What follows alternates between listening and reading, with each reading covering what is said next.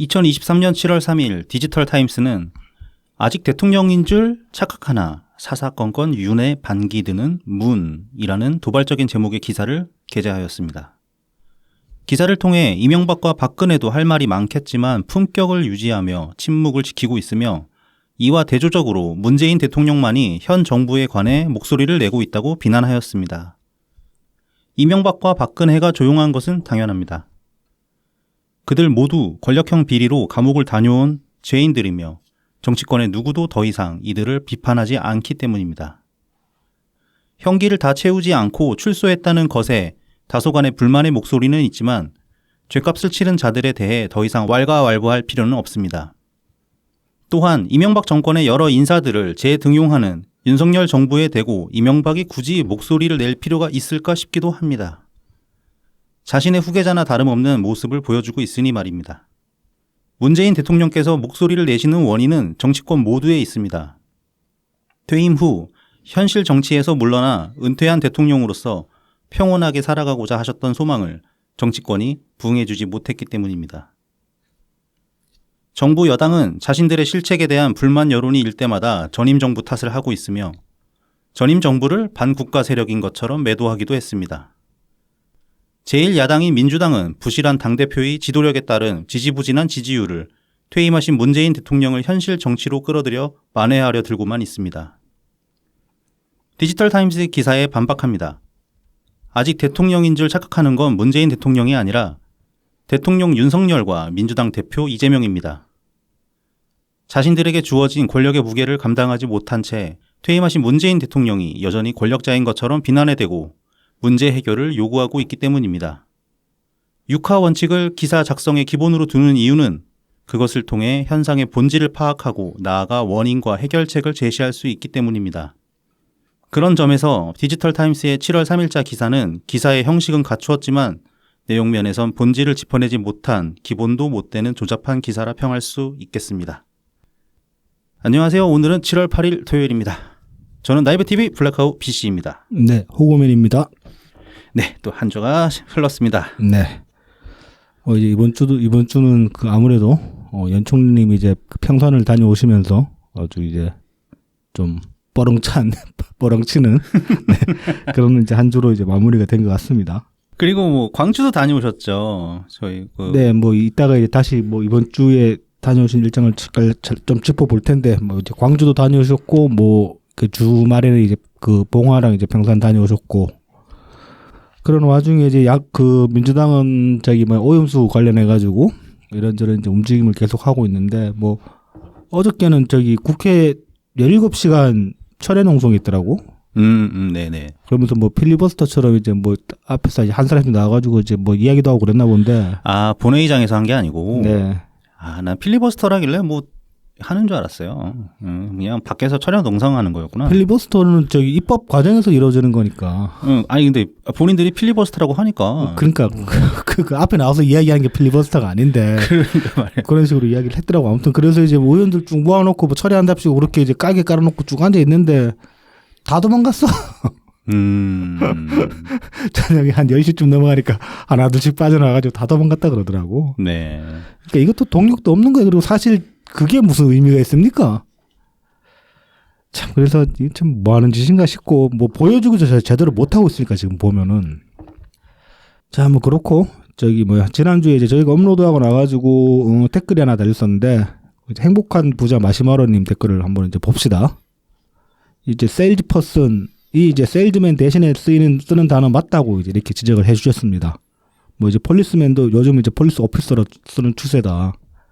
그렇죠. 뭐 이제 폴리스 오피서가 좀 더 일반적으로 이제 많이 쓰이고 있죠. 네네. 그래서 지난주에 이제 제가 뭐 이거 김건희가 성중립적인 용어로 이제 변용하려고 했는데 실패한 거 아니냐 그렇게 이제 방송에서 말씀을 드렸는데 그 의도가 맞는 것 같습니다. 그래서 어떻게 보면 저희가 이제 억가짓을 한 게 되는 거죠. 이거는.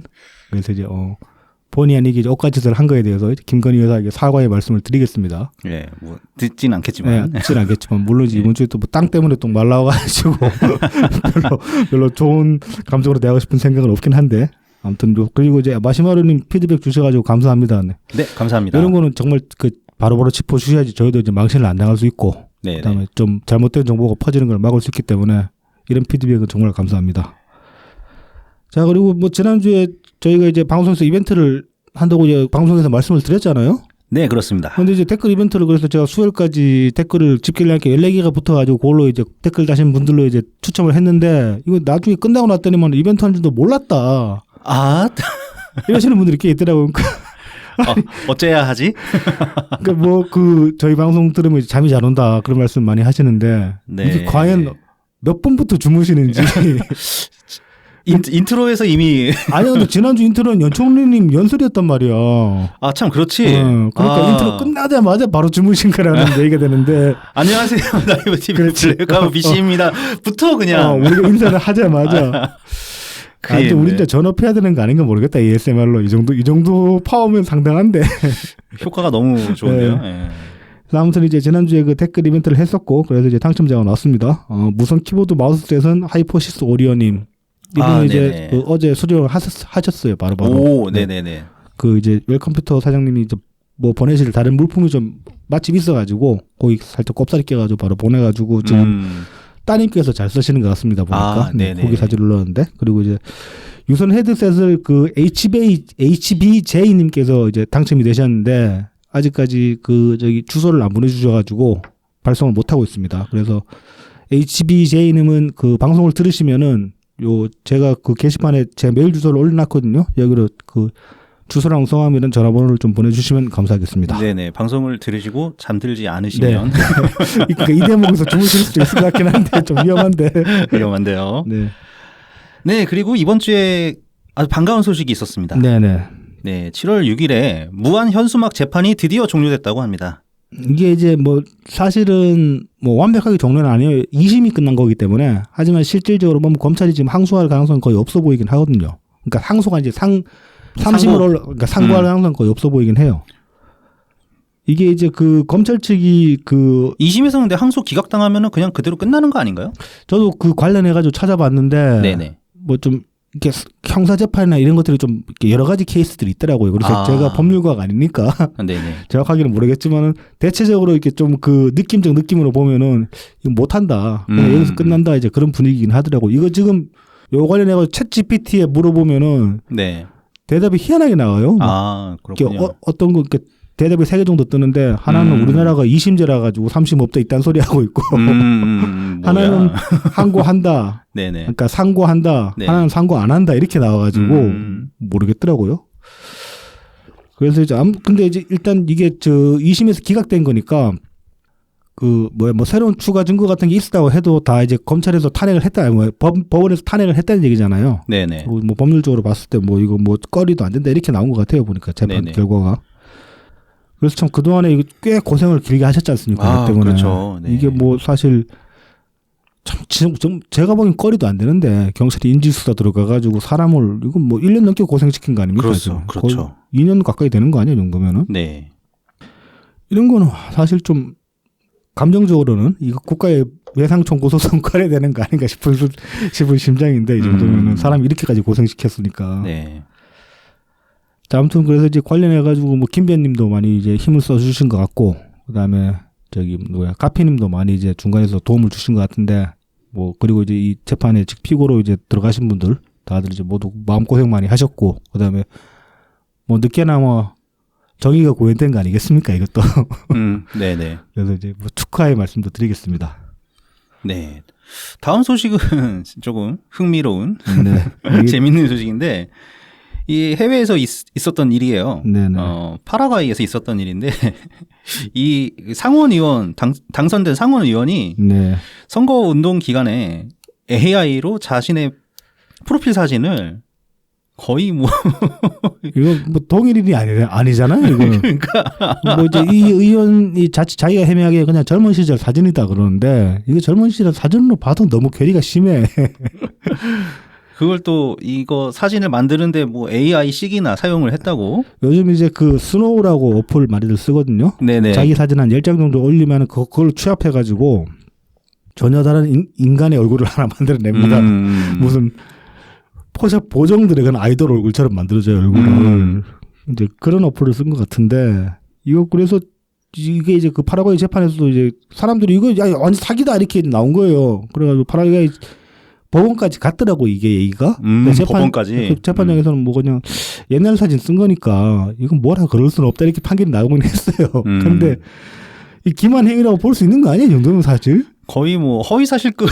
그러니까 선거에서 그 후보를 이제 결정하는 기준이 다양하지 않습니까? 뭐 네네. 많은 사람들이 그 사람의 말을 들어보고 결정하는 경우도 있지만은 뭐 때로는 그냥 인상. 그쪽 호불호에 따라서 투표를 하기 때문에 네네. 인상이나 진짜 생김새도 중요할 수 있거든요. 잘생기면은 표 더 받을 가능성 분명히 높아지는 거거든. 그렇죠. 예, 예. 그러니까 이런 점에서 보면 이것도 충분히 기망행위라고 볼 수 있는 거 아니냐 그런 생각도 들고 이 관련해 가지고 우리나라도 법을 좀 만들어야 될 것 같아요. 지금 이제 AI로 보정한 어떤 그런 사진들 가지고 신분증, 그러니까 민증 신청하는 경우들이 있다고 합니다. 그래서 아직까지는 그 동사무소 재량이 맡기는 것 같은데 이게. 네네. 근데 이 관련해 가지고 명확하게 뭐 사진 보정 그동안에도 보정을 많이 했잖아요. 저기 사진관 가가지고 그렇죠. 사진관에서 해줬죠. 얼굴 매끈하게 만들어주고 했는데 그런 것들에 대한 좀 규정을 만들 필요는 있어 보여요. 아니면은 그냥 그 인물 사진은 무조건 저기 요즘 디카가 있으니까 네네. 무조건 발급처에 가가지고 거기서 사진을 찍어가지고 바로 그 신분증을 만들게 한다든지 그렇게 할 필요가 있어 보이긴 합니다.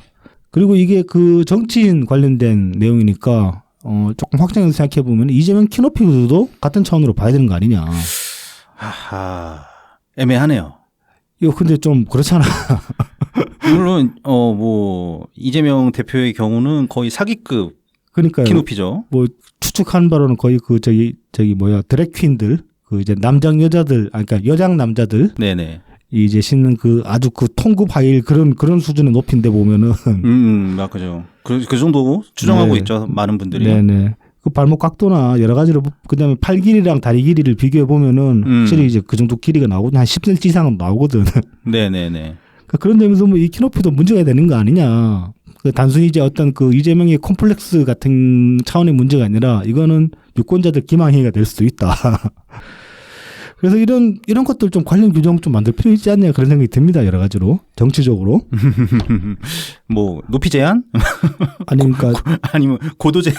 뭐 이제 그 외모에 대한 어떤 네, 그 네. 외모를 어디까지 꾸밀 수 있는가 그런 것들도 좀 이렇게 규정을 만들 필요가 있지 않나 뭐 그런 생각을 해봅니다. 근데 그러면 또 이제 완전 성형을 해버리겠지. 그렇죠. 그럴 수 있죠. 뭐 그건 어쩔 수 없지. 뭐 그건 어쩔 수 없지만은. 네. 네. 자, 그다음에 이제 최근에 IAEA 총장이 우리나라 사람들한테 아주 곤욕을 치렀다고 합니다. 이제 개딸들이 좌표를 찍어가지고 트위터에서 테러를 했어요. 야, 그럼 국제전화로 문자를 보낸 건가? 아니 트위터로. 아, 트위터로. 네, 뭔가 한글로도 쌍욕 올라오고 그래가지고 상당히 나라 망신 수준의 그런 이제 일이 벌어졌고 지금 이 양반이 한국에 들어왔어요. 네네네. 이 참 그 이제 이 개딸들이 이렇게 테러한 것도 쪽팔리긴 한데 이 양반은 왜 또 한국에 들어왔는지 저는 이것도 좀 그렇습니다 사실. 글쎄요. 그러니까 뭐 일본 가서 일본에 들어가면 모르겠는데 이거 그러니까 여러분들이 이제 이 관련해 가지고 해석을 하신 게 저도 이제 뭐 동의를 하는데 이거 오염수 방류된 이후에 어떤 문제가 불거지면은 한국이랑 공동 책임으로 엮으려는 그런 포석이 아니냐. 그 이제 그렇게 보는 시각도 있더라고요. 그냥 단지 우리나라 설득하려고 온 거 아닌가? 근데 이걸 왜 IAEA 의장이 설득을 해야 됩니까? 아니 그러니까 우리나라 온 거 자체가 이상한 거죠. 그러니까요. 왜 오냐 이거지. 네. 뭐 여러모로 볼 때 참 뭔가 좀 이치에 맞지 않다 그런 생각이 듭니다. 네, 오히려 괜한 의심을 산 것 같기도 하고요. 뭐 그 정말 일본 돈 먹은 거 아니냐. 지금 안 그래도 이 관련해 가지고 그 열린 공감에 하나 제보 들어갔잖아요. 무슨 그 일본 쪽 관계자였나? 예, 일본 관리, 예. 일본 공무원의 무슨 제보를 받았다고 하는데. 네. 예. 그러면서 뭐 열린 공감이 가장 신뢰할 수 있는 언론에서 그랬다는데 일단 이제 저는 뭐 그거에 대해서는 이 제보자의 신뢰성도 의심이 가고 일단은 그 제보자가 정말 실존하는지도 모르겠고 사실 그 네네. 수준이면은 그렇죠. 뭐 그리고 정말 실존해가지고 열린 공감이 제보했다고 쳐도 그게 열린 공감이 신뢰받아서가 아니라 이게 기존 그러니까 레거시 미디어나 아니면은 뭐 유튜버라고 해도 좀 체급되는 유튜버들이 물려고 보니까 너무 이게 부실해가지고 그러니까 건으로 다루기에는 너무 뭐 여러 가지 근거들이 부실해가지고 다 캔슬시켜서 돌고 돌다 열린 공간까지 흘러간 거 아닌가 저는 그 정도로 생각이 되거든요. 그 뭐 사실 뉴스타파 같은 데서 이게 이 케이스가 정말 그 케이스가 정말로 뭔가 좀 보도할 만한 가치가 있으면 뉴스타파 같은 데서 물지 않았겠습니까? 그렇죠. 뉴스타파는 그래도 그 공조 시스템이 돼 있잖아요. 그렇죠. 무슨 그러니까 탐사 보도 뭐 저널리즘 단체인가 뭐 이렇게 그렇죠. 국제. 네, 예. 그러니까요. 뭐 우리가 이제 단체. 싫어하는 보도 방향도 많긴 하지만 어찌됐든 간에 거기는 최소한 보도의 형태는 갖추고 있고 말 그대로 언론사다운 그런 시스템은 있단 말입니다. 나름대로. 그렇죠. 네네. 근데 이제 그러면은 이 제보자가 만약에 정말 우리나라 유튜버 사정들을 어느 정도 파악을 하고 그래서 어딘가에 제보를 하려고 마음먹었으면 뉴스타파 정도에 제보를 했겠지. 그렇죠. 그렇죠. 열린 공감이 왜 말이냐고 대체. 더 탐사죠? 더 탐사? 더 탐사인지 열린 공감이인지. 더 탐사였던 것 같은데. 네. 뭐 아무튼 그러니까 둘 다 거기서 거기 아닙니까? 물론 네. 뭐 한 뿌리죠. 네. 한 뿌리인데. 네. 우애를 가릴 수가 없잖아. 둘이 네. 비스무리하고 뭐. 더 탐사는 이번에 뭐 그 돈 때문에 무슨 또 고발 당한 것 같은데. 네. 그 저기 뭐야 한동훈 전에 그 뭡니까 그 노래방도 아닌 거 어디지? 아무튼 거기서 이제 뭐 저희 윤석열이랑 뭐 노래 불렀다 그거 있잖아요. 아, 네네네. 그 관련해 가지고 그 사업장 업주가 손해배상 청구를 냈어요. 그 이제 거기 그러니까 그 장소로 추정. 보도를 하고 나가지고 이제 보도 자체에서는 직접적으로 그 상호명을 언급은 안 했지만은 주변에 어디 그런 식으로 이제 두릉술하게 이렇게 얘기를 했잖아요. 예, 뭐 청담동에 뭐 어쩌고 막 했죠. 그래서 결국 이제 그 구독자나 시청자들이 찾아낸 거예요, 거기를. 찾아내가지고 그랬겠죠. 지속적으로 악플 달고 뭐 앞에 나와서 찌빡 떼고 그러는 바람에 장사를 못하게 됐다, 몇 달간. 그래서 이제 몇 달간 매출이 확 떨어졌다. 그래서 이제 손해배상 5억을 건 것 같더라고요. 손해배상. 네. 네. 뭐 법이 판단해 줄 것 같습니다. 네네. 아 그리고 또 그게 있더라고. 얘네들 그 후원금으로 무슨 뭐 카페인가 차렸잖아요. 네. 그게 뭐 또 좀 문제가 된 것 같더라고요. 아유 뭐 저쪽 지금 뭐 다 그래요. 네, 그게 한 10억 정도 들었다는 것 같은데. 야, 그럼 돈을 얼마나 받았길래 그 돈에 슈퍼챗을 얼마나 땡겼길래 그렇게까지 할 수 있나? 아, 열공 뭐 땡길 때 많이 땡겼죠. 그러니까요. 예, 잘 땡겼죠. 그러니까 그 사단도 나는 거고. 우린 깔끔하게 반띵합시다. 우리도 사단함 나봤으면 좋겠다. 사단함 나봤으면 좋겠다. 그렇게. 우리 막 채널 따로 파가지고 막 서로 욕하는 거야? 컨트롤 비트 다운 받았습니다. 막 이렇게. 재밌겠는데. 네, 그럼 다음 소식은 이재명의 판례가 이거 몇 년 되지도 않은 건데 깨졌다고 합니다. 네, 최초로 이제 깨졌어요. 네, 이게 참 안타까운 판례죠. 이 선거법 판례 2019년에 나온 건가? 네. 그런데. 네, 19년 판례입니다.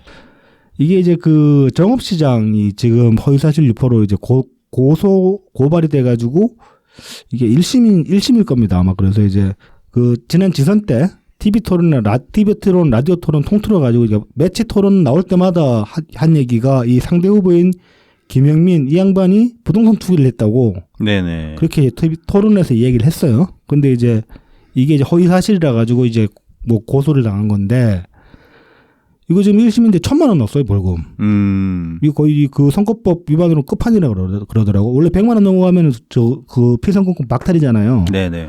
근데 1,000만 원까지 가는 경우가 거의 없대요. 선거법으로. 이거 그러니까 그 법원에서는 정말 이걸 악질적으로 본 거예요. 이게 정리되어 있는 걸 보면은 뭐 모든 그런 매체, TV, 라디오 통틀어 가지고 토론 때마다 네네. 상대 후보를 이렇게 부동산 투기한 것처럼 몰아붙였으니까 지속적으로 어떤 돌발적으로 한 번 한 게 아니라 그렇죠. 지속적으로 한 거죠. 네.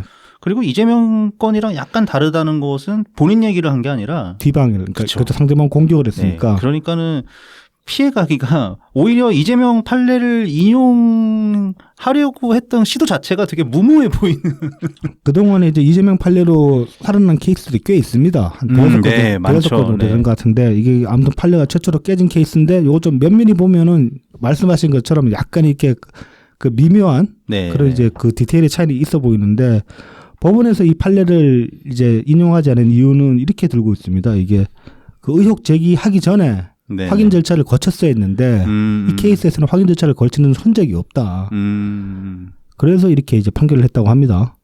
근데 뭐 이재명 2019년 그때는 뭐 확인 절차 거치고 그런 얘기를 했었나? 근데 또 이게 본인 얘기니까 사실 본인 얘기하는 거니까 확인 절차를 이렇게 딱히 거칠 그런 게 별로 없죠. 예. 그래서 아무튼 이게 지금 판례가 깨져서 기분이 좋기는 한데 그리고 네. 이 관련된 보도를 보면 그래서 이제 이재명 선거법 재판도 이제 전망이 어두운 거 아니냐 이런 식으로 이제 얘기를 하고 있는데 사실은 지금 이재명 선거법 재판은 이 판례를 적용할 수 있는 그게 아니긴 하죠. 네. 애초에 이재명이 TV에서 나와서 했던 얘기는 뭐 토론 중에 나와서 그냥 했던 얘기가 아니라 자기가 이거 패널까지 만들어가지고 들고 와가지고 했던 얘기예요. 그러니까 돌발적 질문이나 돌발적 상황 혹은 이제 언쟁 중에 나온 얘기가 아니라 그렇죠. 대장동이나 백현동 케이스 그렇죠. 이런 거는 이제 확실히 준비해서 나온 거죠. 사전에 질문지를 받고 거기에서 이제 답을 만들어가지고 온 케이스이기 때문에 네네, 이건 돌발적인 맞습니다. 상황이라고 볼 수 없기 때문에 네. 애초에 2019년 판례를 적용시킬 수도 없고 네네. 그래서 이제 이 이재명 판례가 깨진 것 자체는 상당히 상쾌하긴 한데 네. 이 기사를 읽어보면 좀 기사 자체도 부실한 면이 있고 그 다음에 아직까지 이 판례가 적용되는 선거법 재판들이 존재할 수 있다. 네. 뭐 그렇게 보여지긴 합니다. 뭐 그래도 이번 주에 그 정치 신세계에서 김변님 출연하셨던 날인가? 네네. 네. 그때 이제 그 방송에서 이재명 선거법 관련 재판 사실상 거의 끝났다.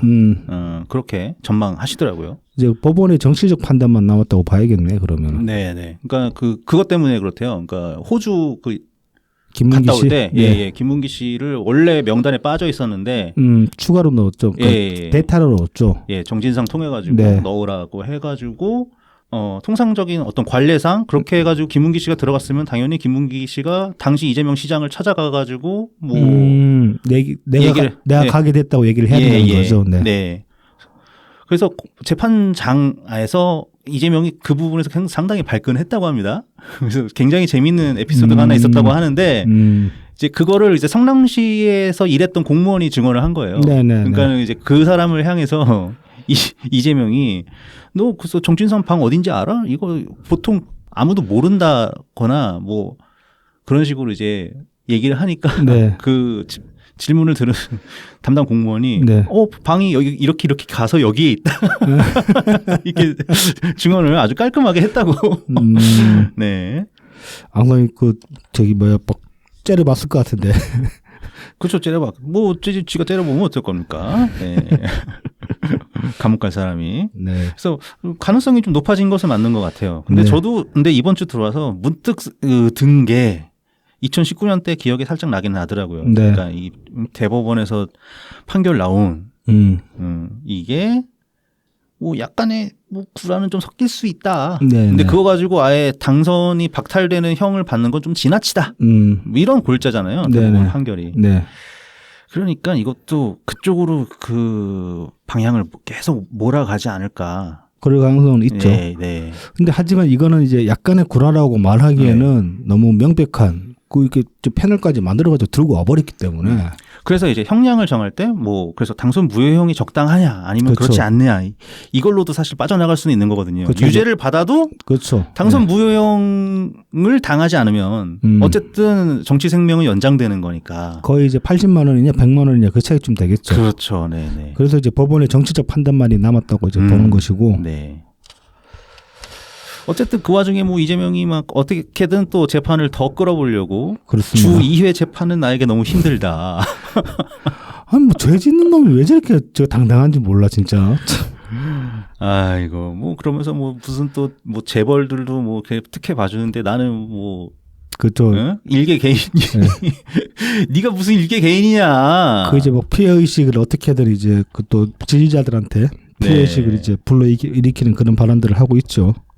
아니 그러니까 그렇지 않습니까? 그 본인이 진짜 깔끔하면은 빨리 하루라도 재판을 빨리 끝내서 그렇죠. 무죄 선고를 받고. 그죠. 구닥 털고 나와야죠 어떻게든. 그렇죠. 네. 그 다음에 이제 정치에 집중하는 게 훨씬 여러모로 본인에게 유리할 것 같은데 그럴 생각에 정반대로 가고 있단 말이죠. 이재명의 이제 최고의 변호 전략은 그거니까 권력이니까. 네, 네. 권력으로 이제 그 밀어붙이고 이제 짓누르려고 하고만 있으니까 뭐 재판 질질 끌어서 어떻게든 자기가 더 큰 권력이 될 때까지 이제 버텨보려는 그런 수작밖에 없다. 뭐 그렇게 볼 수 있는 거죠. 네. 이러다가 진짜 총선 끝나고 형 받는 거 아닌가? 그럴 수도 있을 것 같습니다. 지금 봐가지고 네. 법원도 지금 상당히 주저하고 있는 그런 느낌이 들고 해서. 예. 그래서 총선에 배팅 하는데 생각대로 그렇게 잘 될까? 네, 그래서 뭐 짤막한 소식들 지금까지 다뤄봤고요. 네. 예, 저희를 도와주시는 고마운 분들 소개해드리고 본 내용으로 들어가도록 하겠습니다. 후원 계좌를 통해서 트친 S님, 찌딜류 리짜이밍님, 불알리는 애청자님 세 분 후원해주셨습니다. 감사합니다. 감사합니다. 이제 저희가 노딱 안 받으려고 참 노력을 하고 있는데 이 후원자 이름 때문에 노딱 받는 게 아닌가 그런 생각이 들기 시작합니다. 네, 뭐 아직까지는 괜찮을 것 같습니다. 네. 네. 제가 사실 그 지난주에 네. 이낙연 대표님 연설을 이렇게 약간의 편집은 들어갔지만 거의 이제 그 YTN 보도에서 네, 네. 영상에서 따와가지고 섭외를 해서 네. 저작권이 걸릴까 말까 좀 고민했거든요. 네. 다행히 뭐 안 걸렸습니다. 네, YTN 다시 한번 감사드립니다. 네, 그리고 제공입니다. 웰컴퓨터입니다. 부산 사하구 괴정로 221 사시장 복개로 입구에 있습니다. 070-8742-9595, 051-2711-0066입니다. 트위터에서 웰컴퓨터, 인스타그램, 페이스북, 네이버 블로그에서 웰컴퓨터 AIRSEE 숫자 12로 검색해 주시면 됩니다. 2009년부터 오래됐다. 오랜 조립 경험을 바탕으로 가장 적절한 부품을 구성해 조립해 드립니다. AS나 고장 수리는 원격으로도 점검이 가능하니까 언제든지 문의 주세요. SNS 프로필에 오픈 카카오톡 방 링크가 올라와 있습니다. 그 주소를 통해서 카카오톡을 이용해서 언제든지 편하게 문의하실 수 있습니다. 네. 최근에 이제 저희 김변님 따님이 이제 초등학생이신가 보던데 그 따님을 위한 이제 컴퓨터를 웹컴퓨터에서 이제 주문을 하셨더라고요. 아, 네네. 그래서 이제 완성품 사진이 지금 이제 SNS에 올라오고 있습니다. 상당히 그 가성비가 좋은 그런 이제 시스템을 구성을 해주신 것 같더라고요. 따님도 상당히 만족해 하시는 것 같다. 뭐 이제 그런 것 같습니다. 네네네. 계속 번창하는 웰컴퓨터 되겠습니다. 네. 다음은 달품은 농장입니다. 트위터 달품은 농장 DALPUMEUN, 인스타그램 달품은 농장 _ 농사짓는 문파 DALPUM 숫자 1입니다. 청란, 청개육, 친환경 우렁이쌀, 고춧가루, 참기름, 들기름, 서리태 콩, 찰 옥수수를 판매하고 있습니다. 제가 지난주에 장마 기간이 네. 돼서 네. 혹시 우리 달품은 농장에 비필 별일 없나? 네. 네, 제가 궁금해가지고 네. 오랜만에 농사짓는 문파님과 연락을 취했습니다. 네. 아주 축복받은 곳이라서 아무 일이 없다고. 네. 다행입니다. 네네. 네. 반가운 소식 전해주셨고 네. 그리고 조만간 곧 옥수수와 미숫가루 공지가 올라올 것이라고 합니다. 그렇죠. 이제 시즌이죠. 네네. 많은 기대 부탁드립니다. 자, 다음 마지막으로 라만 까까입니다. 제가 지난주에 큰 민폐를 끼쳤습니다. 보드전과 한 봉지는 150g입니다. 150g. 150g 맞습니까? 그 정프로님 그때 여쭤보니까 160g이라고 하시던데. 160g? 네, 이번에는 맞았습니다. 네네. 그 사장님께서도 헷갈리는 10g. 네. 그 정도 오차 있을 수 있어요. 그렇습니다. 네. 10g. 뭐 수작업이기 때문에. 그럼요. 그 호두가 무슨 공산품도 아니고 어떻게 그렇습니다. 딱딱 맞습니까? 뭐 자동화하면 그래도 이렇게 막 부시래기 집어넣고 해가지고 맞추는데 이건 사람 손으로 하는 거기 때문에. 그렇죠. 그래서 어쨌든 제가 60g이라고 큰 실수를 저질렀습니다. 네. 넉넉한 150g입니다. 150g도 안 넉넉하지 않습니까? 먹다 보면 다 먹어버려가지고. 네, 그래서 60g인 줄 알았다니까. 이거 1kg 줘도 먹을 사람 다 먹을 것 같아. 그럴 수 있어요. 그럴 수도 있어요. 그만큼 강력한 맛입니다. 네. 네. 이런 강력한 호두 전과를 판매하고 있는 라만 까까이는 머랭 쿠키와 오란 땅은 아쉽지만 지금 현재는 품절 상태고요. 그 다음 주쯤부터 다시 이제 재개될 것 같다고 그렇게 말씀을 하신 것 같습니다. 아, 네. 재개되면 재료가 다시 이제 수급이 돼가지고 먹어야지. 네. 주문해야지. 하하. 네, 그리고 마들렌, 곡물 쿠키, 구운 찰떡, 구운 약과 호두강정, 에그타르트 있습니다. 네, 많은 성원 부탁드립니다. 네이버 이제 스마트 스토어 라만까까 네이버 들어서 라만까까 치시면 바로 나옵니다. 네, 바로 나옵니다. 네. 자, 그러면은 이제 본 내용으로 들어가겠습니다. 네. 첫 번째 소식은 이번 주에 좀 반가운 소식이라고 할 수 있겠죠. 네, 그렇습니다. 우리나라에 대해서는 반가운 소식입니다. 네. 경상수지가 6월달 들어와서 아주 오랜만에 흑자로 전환됐다고 합니다. 이거 이제 그 대부분의 분들이 이번 주 계속 이제 연총리님 귀국하신 이후로 이제 민주당 이슈만 팔로잉 하시다 보니까 살짝 놓치신 게 아닌가 싶어가지고 요 기사는 한번 이제 다뤄볼 만하다 싶어서 이제 가져본 겁니다.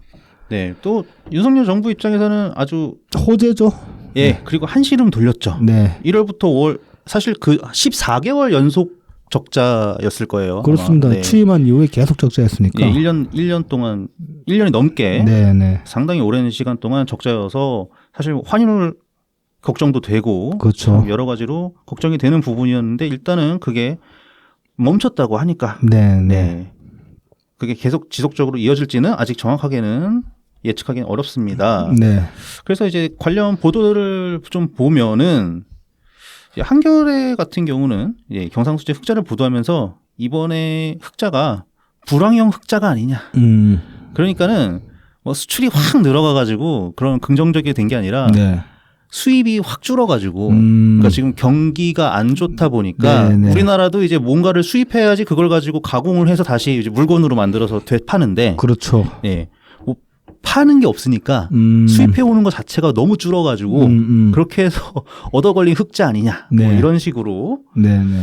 그래서 그런 염려 섞인 보도를 했었습니다. 네네. 어쨌든 이번 흑자의 가장 큰 원인은 에너지 수입 단가가 내려가서 그러니까 천연가스 가격도 좀 내려가고 그다음에 석유류 가격도 좀 내려가서 그래서 이제 수출 대비 수입이 많이 감소해서 네. 그러니까 수입 액수가 많이 감소했겠죠. 네. 그래서 흑자를 된 거 아니냐, 네. 흑자가 된 거 아니냐. 네. 그래서 이거는 불황형 흑자로 넘어가는 거 아니냐 좀 네. 걱정을 하고 있습니다. 결국은 네. 경기 침체가 걱정된다 이런 거죠. 네.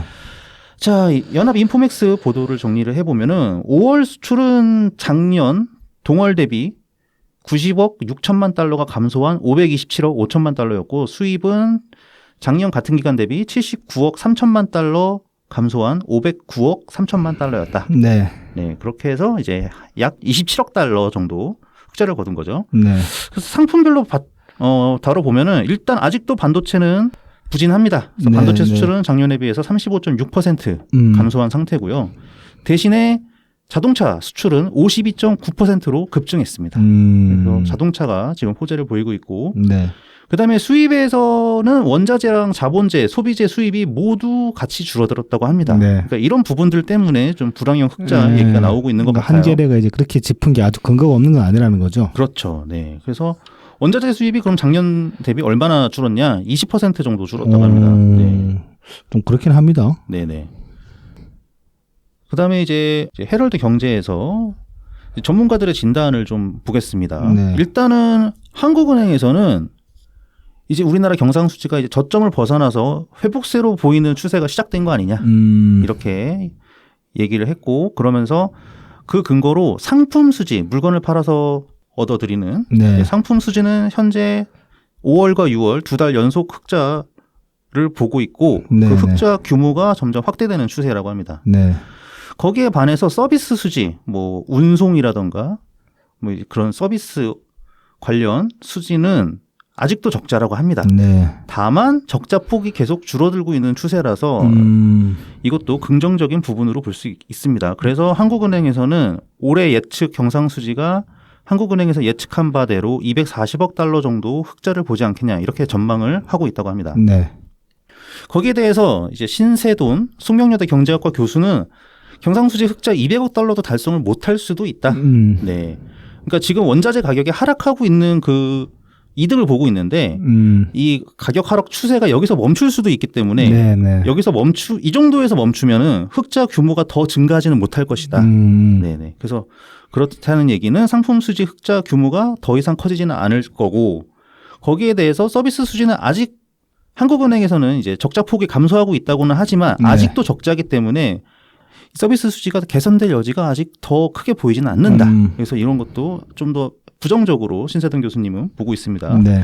그래서 결국은 이제 수출 경기가 크게 돌아와야 되는데 아직 그 시기가 언제 올지 몰라서 2023년 뭐 정부나 한국은행 예상대로 상고하죠. 네네. 그런 분위기가 이어질지는 두고 봐야 된다. 그러니까 이제 신세동 교수는 상당히 좀 보수적으로 이제 보고 있는 거네요. 네, 그렇습니다.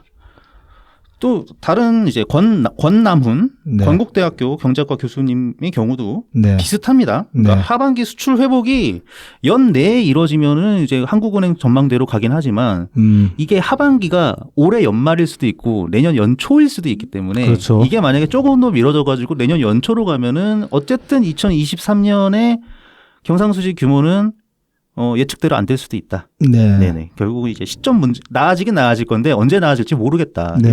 이런 예측이고요. 네. 그래도 최악의 무역수지 적자가 쌓이는 상황은 피한 것은 다행이고 대신에 이제 수출 경기가 좀 빨리 돌아와야 될 텐데 모르겠다 언제 올지. 그다음에 이제 서비스 수지 같은 경우는 좀 긍정적인 부분이 하나 있다고 합니다. 해외 건설 수요가 늘어나고 있다고 해요. 네, 그래서 네. 해외 수주가 좀 들어오고 있는 모양인데 이게 지속적으로 증가할지는 아직 지켜봐야 되겠다. 네. 그다음에 또 반가운 소식은 또 뭐가 있냐면은 우리나라의 외국의 해외 투자가 그러니까 외국인들이 우리나라에 투자하는 규모가 좀 늘어났다고 합니다. 네. 그래서 5월 달에 135억 달러가 갑자기 급증했다고 합니다. 네. 네. 이거는 이제 뭐 정부 정책이 약간 그 외국인이 우리나라에서 투자할 때 세제 혜택 같은 거를 좀 주기 시작하면서 투자 규모가 늘어난 그런 면이 있고요. 네네. 그 다음에 이제 해외에서 전망하기로는 환율이 앞으로 내려갈 것으로 전망하기 때문에 지금 미리 투자해 두면은 환차익이 네네. 발생할 수 있겠죠. 그래서 네네. 그런 매력이 있어서 투자를 하고 있는 상황이라고 합니다. 네. 하지만 이것도 이제 일시적일지 아니면 지속적일지는 두고 봐야 되는 거라서 네. 사실 가장 안전한 경상수지 흑자를 얻어들이는 거는 물건 파는 거죠. 상품 수지가 그렇죠. 말에 뭐 합니까, 그야. 그렇죠. 네. 그러니까 돈은 또 들어왔다가 또 언제든지 빠져나갈 수도 있기 때문에 그렇죠. 어쨌든 그래도 네. 뭐 환율이나 이런 여러 가지 면을 생각해 보면은 상당히 긍정적인 부분이라고 볼 수 있겠습니다. 네. 자, 그다음에 이제 지역별로 한번 살펴보겠습니다. 일단은 대중 수출 감소폭이 둔화했다고 합니다. 그러니까 여전히 뭐 줄어들고 있는 추세인데 네. 뭐 그 감소폭이 조금 줄었다. 이제 뭐 빠질 만큼 빠졌다는 얘기겠죠. 네, 근데도 높아요. 마이너스 26%라고 합니다. 네. 네, 그다음에 아세안 지역 수출 증가율도 마이너스 20.4%. 상당히 예, 저조합니다. 네. 그다음에 남미 쪽 마이너스 14.6%. 네. 그래서 역시 좀 저조하고요. 네네. 거기에 비해서 이제 수출이 늘어나는 쪽은 미국 거의 뭐 부합인데 조금 늘었습니다. 0.3%. 네. 대미 수출이 늘었고 대EU 수출 5.7% 증가했습니다. 그다음에 이제 중동에 대한 수출이 14.3% 증가했다고 합니다. 이거 대충 제가 지금 계산기 때려보는 거는 그러네요. 대미 수출은 이제 윤석열이 그렇게까지 막 꼬리를 흔들었는데 별 효과를 못 보고 있고 EU랑 중동 늘어난 건 무기 탄 게 아니고 무기를 워낙 왕창 팔아가지고 그게 상당히 작용한 것 같아 보입니다. 제가 보기에는. 네, 그럴 수 있겠네요. 그런 이제 지금 참 그 윤석열 정부의 외교가 지금 수출에 상당히 마이너스 요소로 작용하고 있다. 뭐 저는 그렇게 이제 느껴집니다. 이 수출을 봤을 때는. 네. 뭐 근데 중국 아세안 이거는 이제 걔네가 이제 더 이상 그 한국에서부터 이제 뭐 중간재를 받아서 뭔가를 만들겠다기보다는 이제 자체적으로 만들겠다라고 그런 추세로 가고 있기 때문에. 근데 이제 중국에 감소되는 거는 어느 정도 뭐 지금 윤석열 정부의 외교가 아니더라도 사실 네네. 이제 감소폭을 좀 완화시킬 수는 있었을지 몰라도 저는 중국은 점차적으로 이렇게 그 버리는 시장이 될 수밖에 없다고 그렇게 생각을 했거든요. 네, 추세적으로 그렇죠. 네. 그러면 아세안 쪽에 어떻게 보완을 했어야 했는데 이것도 지금 제대로 못 잡고 있다는 게 문제가 아닌가 그런 생각이 네. 듭니다. 그래서 이게 일단 베트남이 굉장히 빨리 중국을 쫓아가고 있다는 것 같더라고요. 네, 그러니까 네. 베트남에서도 지금 일찍부터 자체 생산할 수 있는 건 자체적으로 생산해가지고 네. 조달하자. 네. 수입을 줄이고 네. 그런 분위기라고 합니다. 베트남 같은 경우도 그렇고 우리나라는 일단 아세안에서는 베트남하고 교류가 좀 많으니까요. 그렇죠. 근데 인도 쪽은 어떤지 모르겠다. 인도 쪽. 인도도 많이 뚫어야 되고 뭐 인도네시아도 그렇고 그런데 네네. 자, 그래서 일단 불황형 흑자에 대한 진단은 저는 개인적으로 약간은 좀 성급한 면이 있지 않나. 네. 근데 반드시 근데 조심해야 되는 부분은 확실합니다. 그렇습니다. 네. 근데 아예 딱 도장을 이것은 불황형 흑자다라고 찍는 것은 좀 조심스러워야 되지 않을까 그런 생각이 듭니다. 어쨌든 여기에 대해서는 크게 두 가지 이유가 있는데요. 네. 우리가 지난 한 15년에서 10년간 거의 우리나라 수출은 중국 의존도에 그렇죠. 굉장히 컸었습니다. 네, 네. 그래서 이 장기간 동안 쌓여온 그 대중무역 의존도가 거기서부터 탈출하는 데는 사실 상당한 시간이 필요하거든요. 그렇죠. 그런데 이제 중국을 대신할 수 있는 그런 시장이 많지 않을 뿐더러 그 시장이 갑자기 중국 규모만큼 커지는 것도 상당히 많은 시일이 필요할 거거든요. 그렇죠. 결국은 이거는 시간이 필요한 일이라서 이거는 네, 두고 봐야 될 일이고 그다음에 아세안 국가에 대한 것도 사실 마찬가지예요. 아세안 국가는 또 대부분 선진국보다는 신흥 중진국 아니면 중진국보다 좀 더 뭐 개도국 네, 그렇죠. 개발도상국 네. 상태이기 때문에 여기 지금 다 어렵거든요. 그렇죠. 네, 코로나에서 벗어나 가지고 이제 원래 상태대로 돌아오는 데까지 시간이 좀 걸리거든요. 네.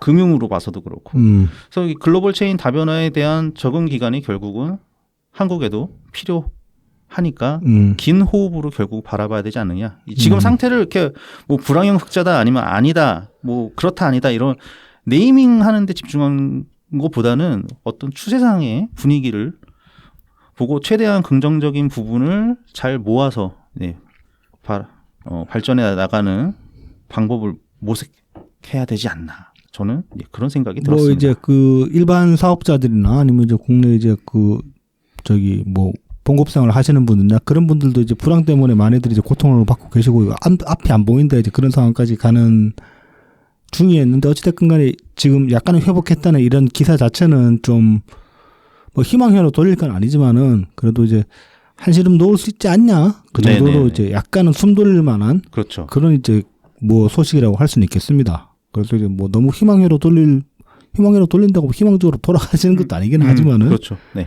그래도 이제 약간은 조금은 덜 무거운 마음으로 뭐 네. 덜 그렇게 이제 좀 바라보시는 것도 이제 괜찮지 않나 뭐 그렇게 생각합니다. 네. 그러니까 필요 이상의 비관론에서는 그렇죠. 좀 네. 벗어나는 네. 계기가 되었으면 좋겠습니다. 뭐 마음먹기 달린 것들도 있으니까 분명히. 네네. 뭐 경제는 뭐 심리가 반이라고 하기도 하니까. 네, 그렇습니다. 자, 그럼 다음 소식으로 넘어가 볼까요?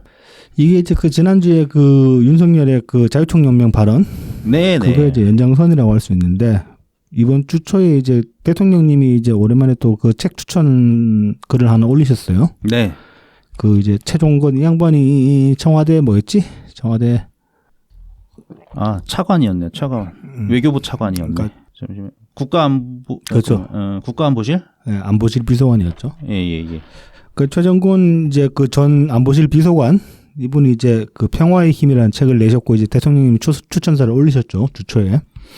요건 이제 사실 그 최정권 이 양반에 대한 어떤 그 호불호 때문에 책 자체가 좀 외면받는 그런 경향이 있습니다. 이분 이재명지 너무 이재명지진가? 예, 이재명지 쪽으로 가시는 바람에. 근데 이제 그런 네네. 별개로 애초에 문재인 정부의 어떤 그 대북 정책 기조랑 같이 이제 발을 맞추셨던 분이기 때문에 그런 점에서 보면 뭐 이제 대통령님 그리고 이 추천글에 보면은 대통령님 본인이 이제 만약에 나중에 회고를 쓰시면은 다루려고 했던 내용이었다 그렇게 말씀을 하시니까 네네. 이 책도 이제 그 호불호 때문에 뭐 사는 거는 꺼려지시더라도 한 번쯤 도서관 가서 읽어보실 건 괜찮지 않을까 뭐 그 정도로 생각을 합니다. 네네. 근데 이제 아무튼 이 추천사를 빌어가지고 좀 하시고 싶은 말씀을 하신 것 같아요. 이게 이번 주 추천사 같은 경우는 이제 도서 정치라고 부를 수도 있겠죠, 그러니까. 네네. 어떤 말씀을 하셨냐? 아직도 냉전적 사고에서 헤어나지 못하는 사람들이 많다. 역대 정부가 평화를 위한 정책에서 일관성을 갖고 이어달리기 했다면 남북 관계와 안보 상황 그리고 경제까지도 얼마나 달라졌을까 생각해 본다. 그러면서 이제 그 노태우 정부를 말씀을 하십니다. 우리도 이제 얘기를 많이 했잖아요. 네네. 사실 노태우 정부는 적어도 뭐 이 탈냉전 그 시기에 대북 관계를 전환하는 그런 면에서만 보면은 충분히 재평가할 만하다. 그렇죠. 그 뭐 전두환 친구긴 하지만 어찌됐건 간에 뭐 그리고 당시에 선거가 그렇게까지 깨끗했냐면 그건 아니기는 하지만은 그럼에도 불구하고 당시에 노태우가 당선될 저는 사실 그때 부정선거 안 했어도 노태우가 됐을 것 같아요. 그러니까 그렇게 막 그 돈 뿌리고 그런 거 안 했어도 그때 이제 이쪽 진영이 DJ랑 YS로 갈라지는 바람에 네네네. 뭐 어찌됐건 간에 이제 뭐 그 문민정부라고 하긴 그렇지. 근데 이제 뭐 투표로 당선된 대통령이니까 87체제 이후에 네네. 민주적 절차에 의해서 당선된 이제 대통령이기도 하고 그 이 대북 관계 그 전환 시기에 대북 관계의 어떤 그 패러다임을 바꾼 거 이런 것들은 정말로 높이 평가할 만하죠. 그래서 이제 대통령님도 이 점을 짚으셨고 그래서 뭐 공산권 국가들과 수교하고 북한과 남북 기본 합의서를 체결했던 노태우 정부의 북방 정책이야말로 우리 외교사에서 가장 획기적인 대전환이고 결단이었다. 이렇게까지 평가를 하십니다. 그리고 이제 그 민주당 정부들, 김대중, 노무현, 문재인 정부는 그 정책을 개성하고 발전시켰다. 그럴 때 남북 관계는 발전했고 상대적으로 평화로웠으며 균형 외교도 증진됐다. 국민소득 2만 불 시대와 3만 불 시대로 도약한 것도 이때였다. 그러나 그렇지 못한 정부에서는 정반대의 일이 일어났다. 남북 관계는 후퇴하고 평화가 위태로워졌으며 국민소득까지도 정체되거나 심지어 줄어들었다. 이렇게 이제 말씀을 하셨습니다. 이게 좀 뭐 이명박근혜 때 그랬다는 얘기고 지금도 그렇다는 얘기가 되는 거죠. 이렇게 보면은. 그러니까 참 아이러니하지 않습니까? 사실 노태우 정부가 정말로 그렇게 가장 그 진보적인 그런 스탠스를 이제 남북 관계에선 취한 셈이 됐는데 이거를 정작 그 후에라는 뭐 김영삼 정부를 제외하면은 네네네. 뭐 이명박도 그렇고 박근혜도 그렇고 지금 윤석열도 그렇고 이걸 뭐 자기들의 어떤 근원을 부정하는 셈이 되는 거예요. 이렇게 보면은 굉장히 지지부지하죠. 예. 이 남북 그러니까 북방 외교 이게 참 그 여러모로 다각도로 봤을 때 진짜로 우리나라의 어떤 이후에 좀 평화 체제를 구축하는데 큰 초석이 됐던 게 이게 이제 그 뭐 수교를 터가지고 아까 말씀하셨듯이 우리 중국으로 한 15년 동안 벌어먹고 살았잖아요. 네네. 중국으로 벌어먹은 것도 있고 그다음에 우리나라 그 국방력이 크게 증진되는데 보면은 물론 이제 경제력이 상승하니까 이제 경제력 격차가 북한이랑 벌어지면서 그만큼 이제 국방력이 더 상승한 것도 있지만은 우리가 자체적으로 개발한 무기들이지 않습니까? 네네. 그 상당수는 다 러시아 기술 기반이거든요. 그렇죠. 러시아 도움 많이 받았죠. 이것도 이제 그 북방 얘기로 시작해가지고 저기 불금 사업으로 러시아 무기들 차관 대신에 가져다 오면서 그 분해해가지고 거기서 기술을 이제 그 뭐 리버스 엔지니어링을 빼낸 것들이 많거든요. 네네. 그리고 우리 뭐 항공산업, 그러니까 항공우주산업에서도 네, 그렇죠. 러시아 기술이 많이 들어갔잖아요. 지금 그 저기 뭐 신궁이나 그 우리나라 그 미사일들 지금 북한 쪽으로 다 겨냥하고 있는 미사일들 대부분 러시아 기술 기반입니다 지금. 뭐 그리고 이제 그 K9 자주포 같은 거 지금 엄청 팔아먹고 있는 거 거기도 러시아 기반 기술이 상당수 들어가 있고. 전에 이제 방송에서 말씀드렸지 싶은데 우리 실생활에도 들어간 것들이 있어요. 그 이제 전차 쪽 관련해 가지고 냉각 기술이 민간으로 흘러 들어가서 나온 게 김치 냉장고입니다. 아 그렇군요. 네. 그래서 이제 김치 냉장고 개발 시기도 보면 이 불금 사업 이후에요. 보급화되기 시작한 게. 그러니까 이런 식으로 이제 이 북방 얘기를 통해서 우리는 정말로 많은 이익을 얻었어요.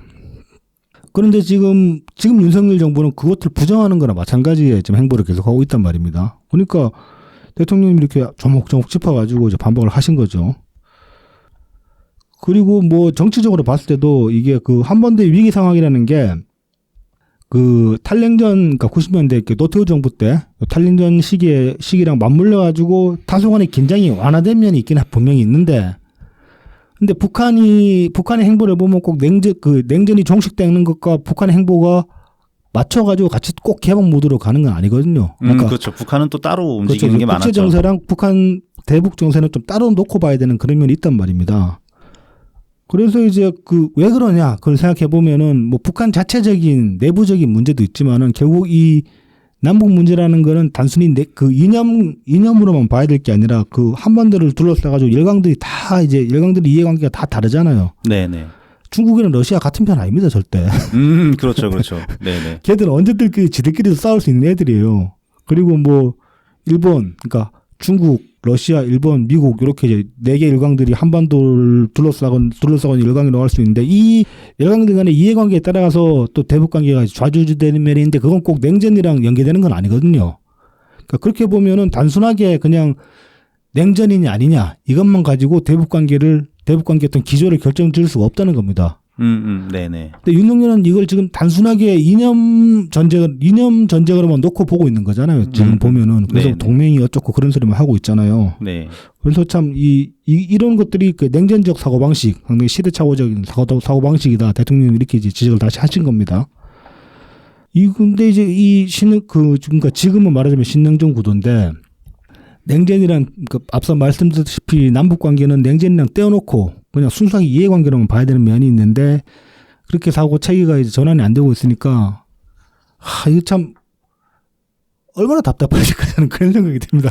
그러니까 이 뭐 반국가 단체 그 말씀을 대통령이 들으셨을 때 그냥 뭐 화도 나셨겠지만은 물론 네네. 비난이니까. 근데 그것보다는 저는 막 속 터져서 환장하시지 않았을까 저는 그런 생각이 듭니다. 그러니까요. 지금 그 이명박 박근혜 정부 10년 동안에 어떤 생겼던 네네.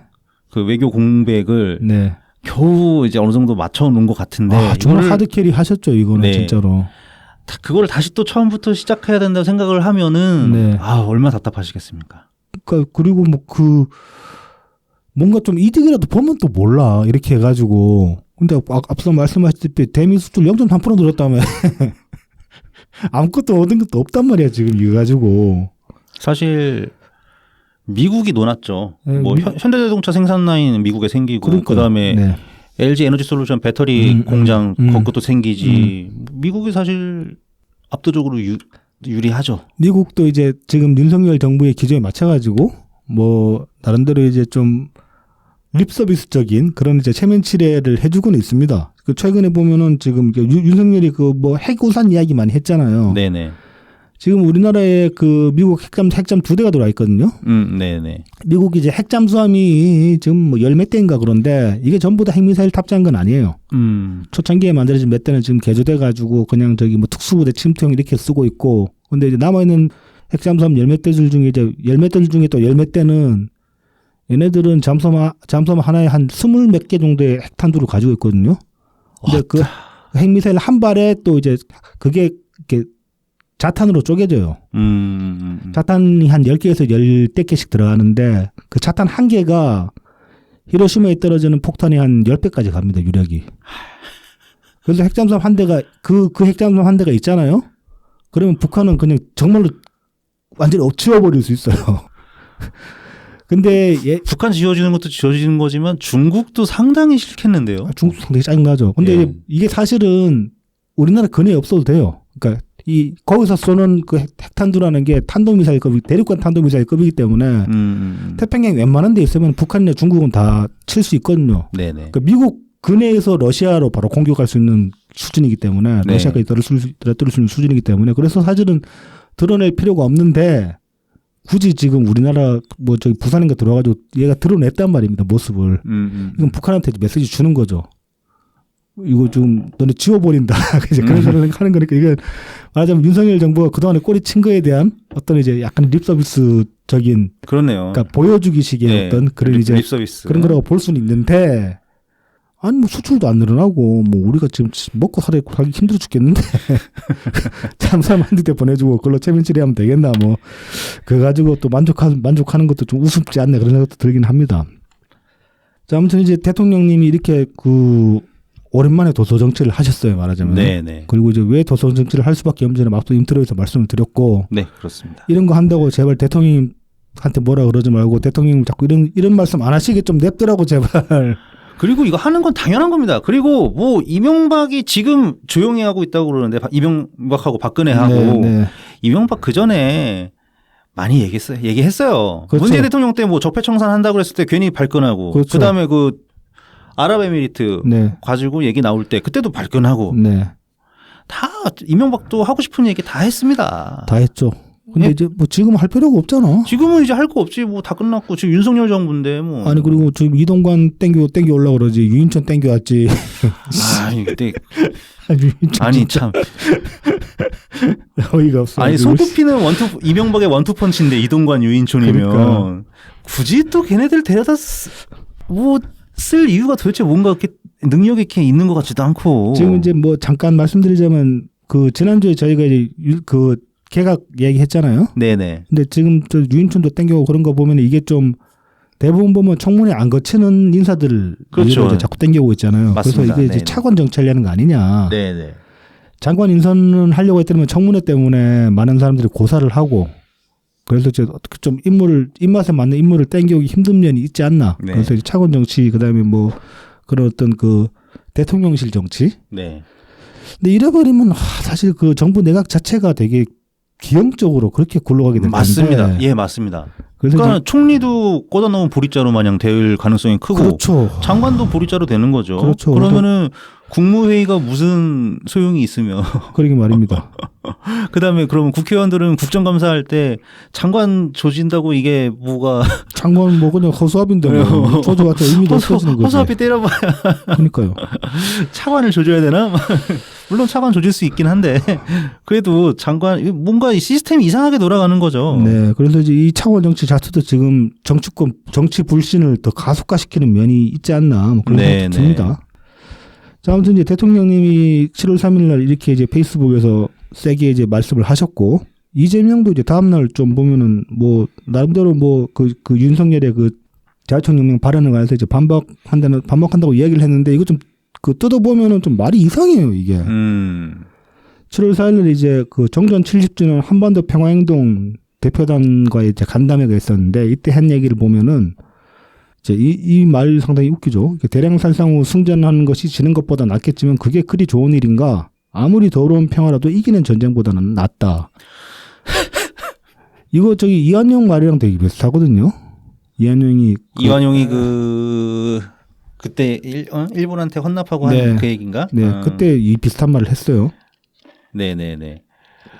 참 뭐 같은 이시라 그런가? 뭐 그리고 이제 뭐 강력한 국방력으로 이길 수 있는 동력을 키우는 일도 중요하지만 이것보다 더 중요한 것은 싸우지 않고 이기는 것이다.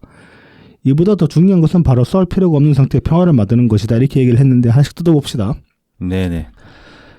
자, 이제 뭐 대량살상으로 승전하는 게 이제 뭐 이기는 것보다 지는 것보다 낫지만은 그게 그리 좋은 일인가 그러는데 우리는 일단 침략 전쟁을 표방하고 있지 않습니다. 우리는 뭐 제국주의 국가도 아니고 지금 무기 체계 자체도 보면 방어전이에요, 방어전. 그리고 전략이 이제 킬체인이라 그러나? 네. 그러니까 딱 징후 보이면은 그렇죠. 먼저 때려버리는 게 네.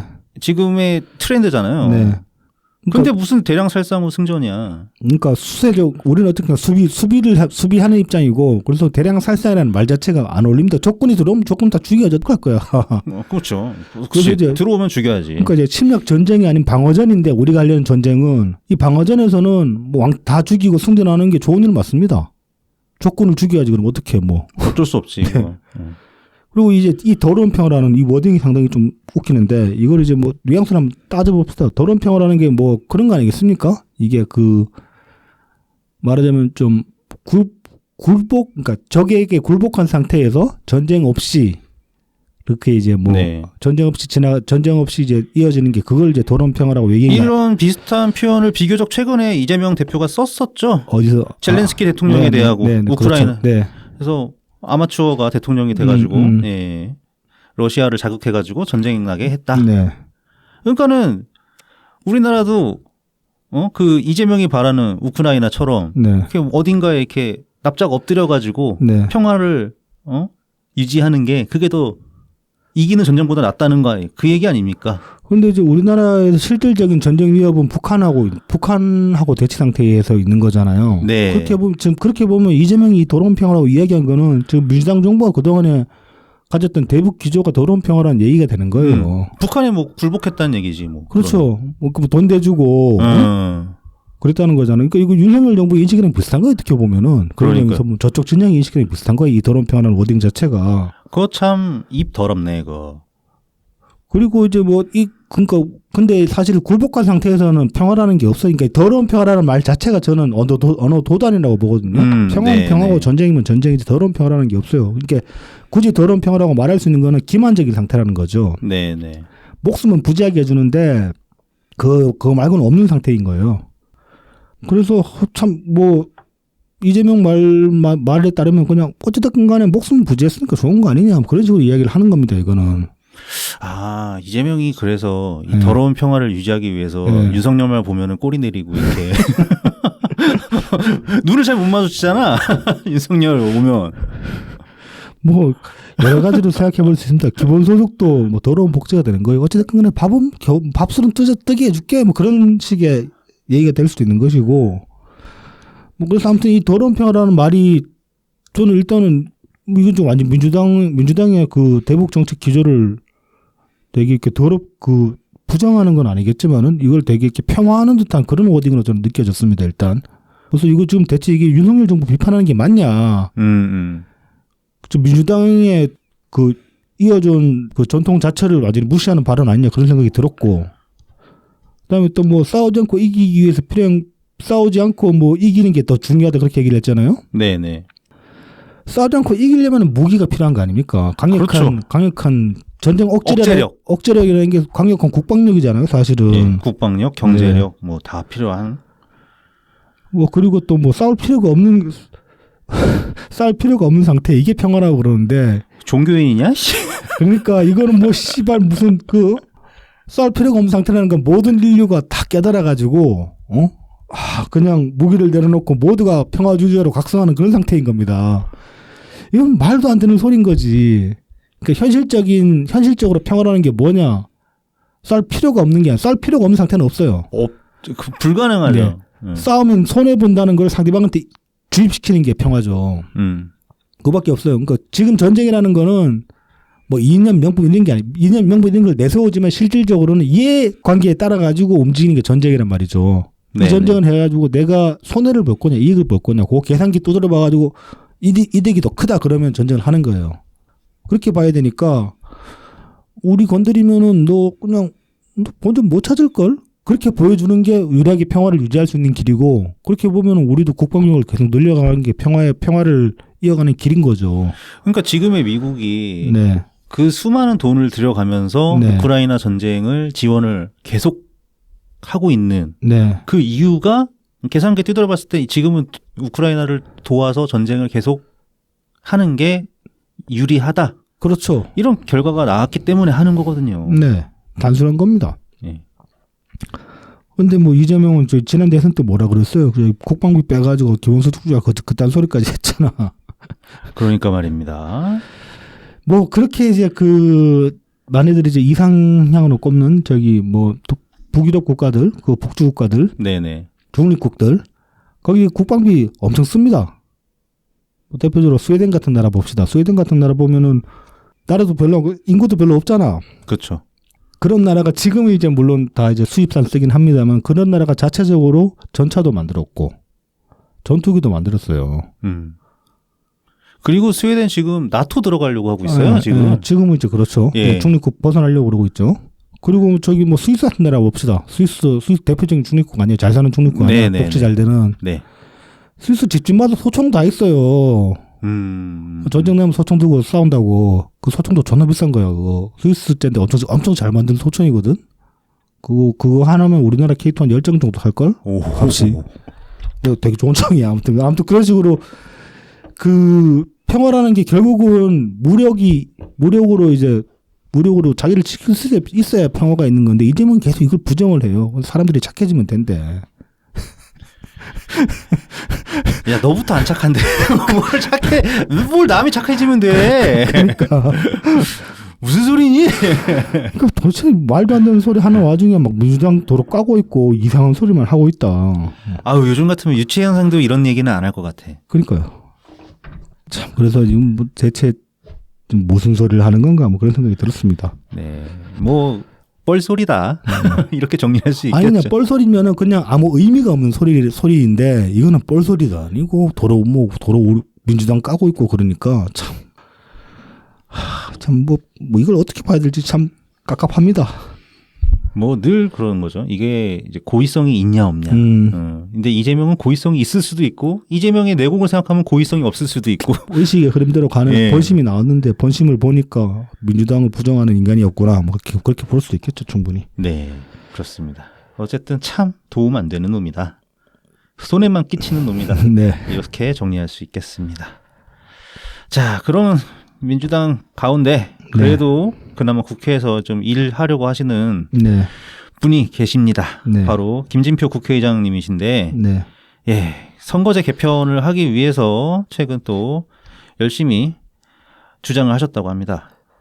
이게 이제 그 페이스북에 7월 3일, 4일, 7일 이렇게 이제 연이어서 글을 올리셨는데 보면은 7월 3일 날 이제 올리신 글을 보면은 이제 뭐 현재 극한 대립 양상을 해소시킬 방안으로 선거제 개편이 필요하다고 욕설을 하셨습니다. 그래서 이제 이게 한동안 보도가 좀 안 됐잖아요. 잠잠했잖아요. 그래서 그렇죠. 그냥 네. 아무것도 안 하는 것 같아 보이는데 그건 아니고 그동안 이제 여야 그 이제 초당적으로 정치개혁 모임을 이제 여야 의원들 144명이 구성을 해가지고 그동안 계속 토론을 해왔다고 합니다.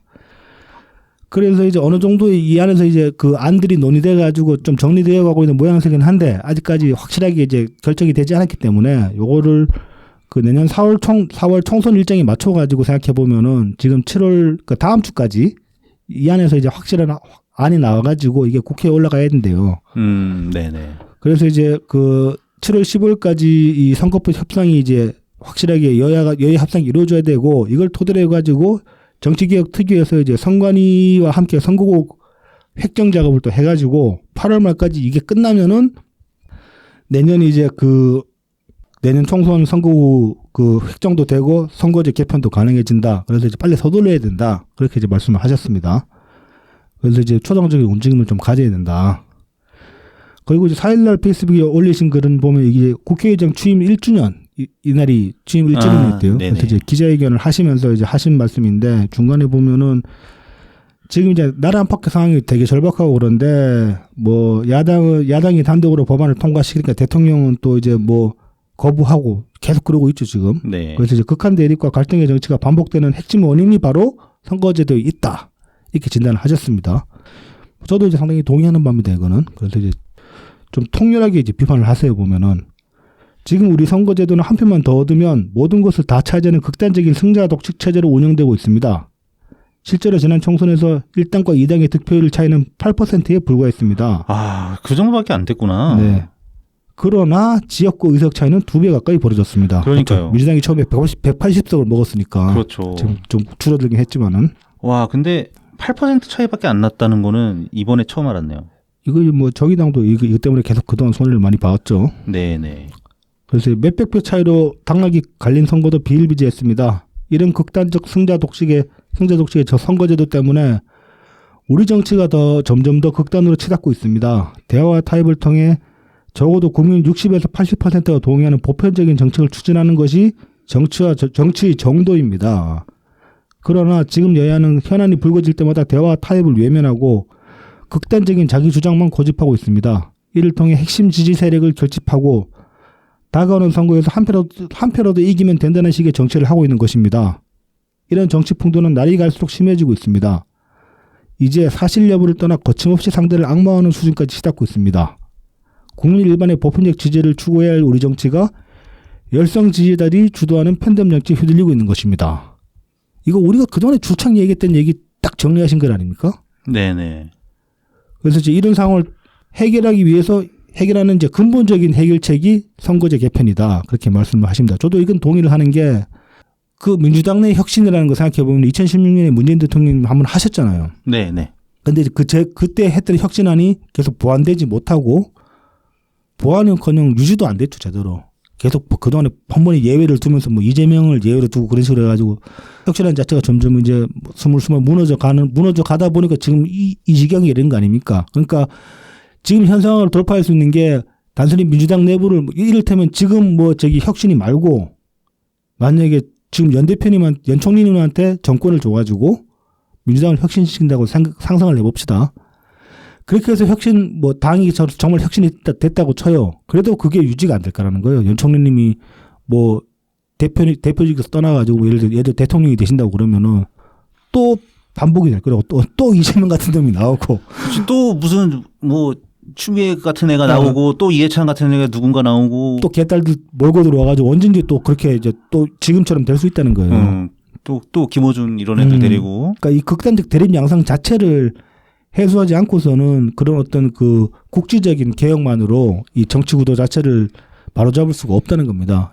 그래서 그런 점에서 이제 그 김지표 의장님의 어떤 그 문제의식이라는 관점이 우리랑 비슷하다. 저거 이제 방송하는 우리들이랑 비슷하다. 그렇게 이제 저는 느껴졌습니다. 그래서 게임판을 아예 바꿔야 되겠다 이런 주장을 하시는 거라고. 그래서 이제 이 같은 주장을 또 이제 7월 7일 날 페이스북에 다시 한번 또 하셨고. 네네.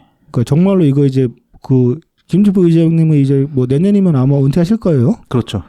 별다른 일 없으면은 은퇴했는데 막 나중에 이낙연 총리님이 대통령 돼가지고 총리를 한번 데려왔으면 좋긴 하다.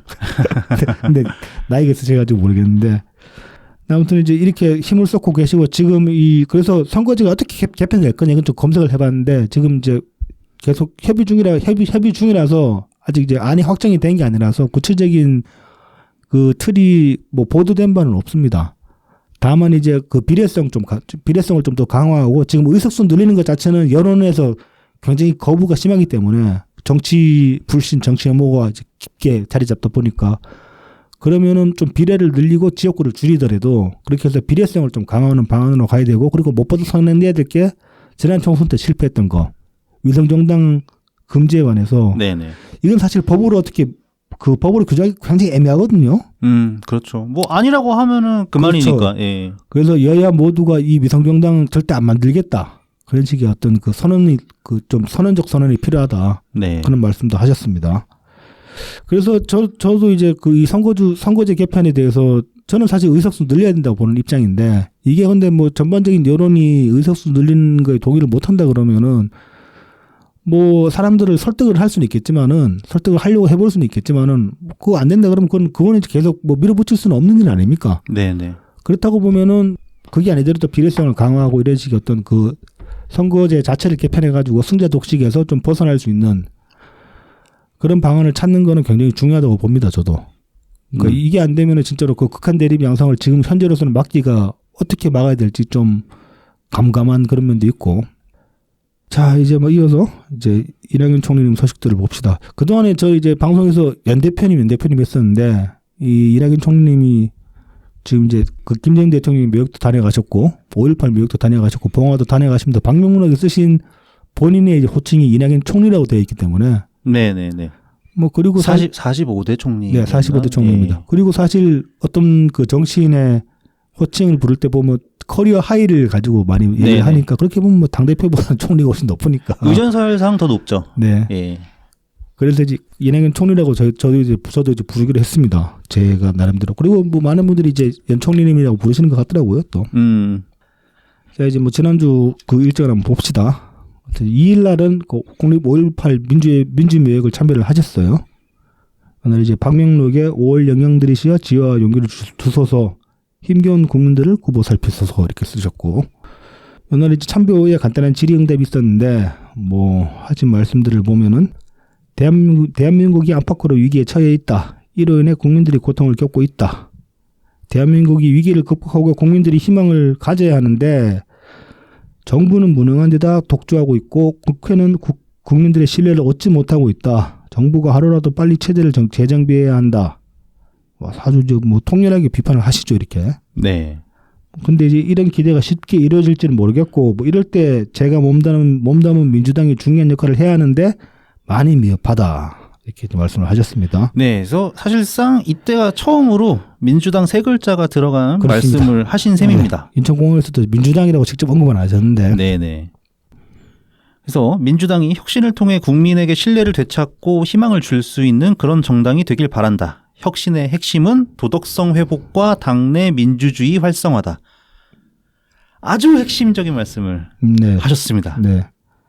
네, 그래서 혁신은 민주당의 눈높이가 아니라 국민 눈높이에 맞는 그런 혁신을 통해서 민주당의 가치를 회복하고 국민의 신뢰를 얻어서 필요한 역할을 하는 정당이 되길 바란다. 못하고 있다는 얘기죠. 그렇죠. 네. 그냥 딱 드러나지 않습니까? 예? 응? 국민의힘보다 여론조사 지지율이 안 나오잖아. 그리고 이게. 뭐 이게 여론조사에서 그런 항목들 있지 않습니까? 누가 더 도덕적이냐 그랬을 때도 지금 역전된 상태예요. 그렇죠. 네. 국민의힘이 더 도덕적이라고 네. 그런 판정을 받은 셈이죠. 네. 그리고 이제 하신 말 민주당 비판으로 하신 말씀 중에 핵심은 이거죠. 이제 눈높이. 네네네. 눈높이는 저는 좀 이제 다각도로 해석을 해볼 수 있다고 보는데 이게 앞서 말씀하신 도덕성이랑 당내 민주주의 이 문제랑 연계시켜서 보면 결국 이제 팬덤 문제가 되는 건데. 네, 맞습니다. 근데 좀 그 눈높이라는 말을 또 떼놓고 생각해 보면은 민주당의 어떤 기조하고도 관련이 있을 수 있어요. 이 기본 사회가 과연 국민 눈높이에 맞는가 이를테면은. 그래서 이거는 그 한편으로는 가치 투쟁의 어떤 그 가치 투쟁을 하겠다라는 어떤 그 선언, 그러니까 뭐 선전포고, 네.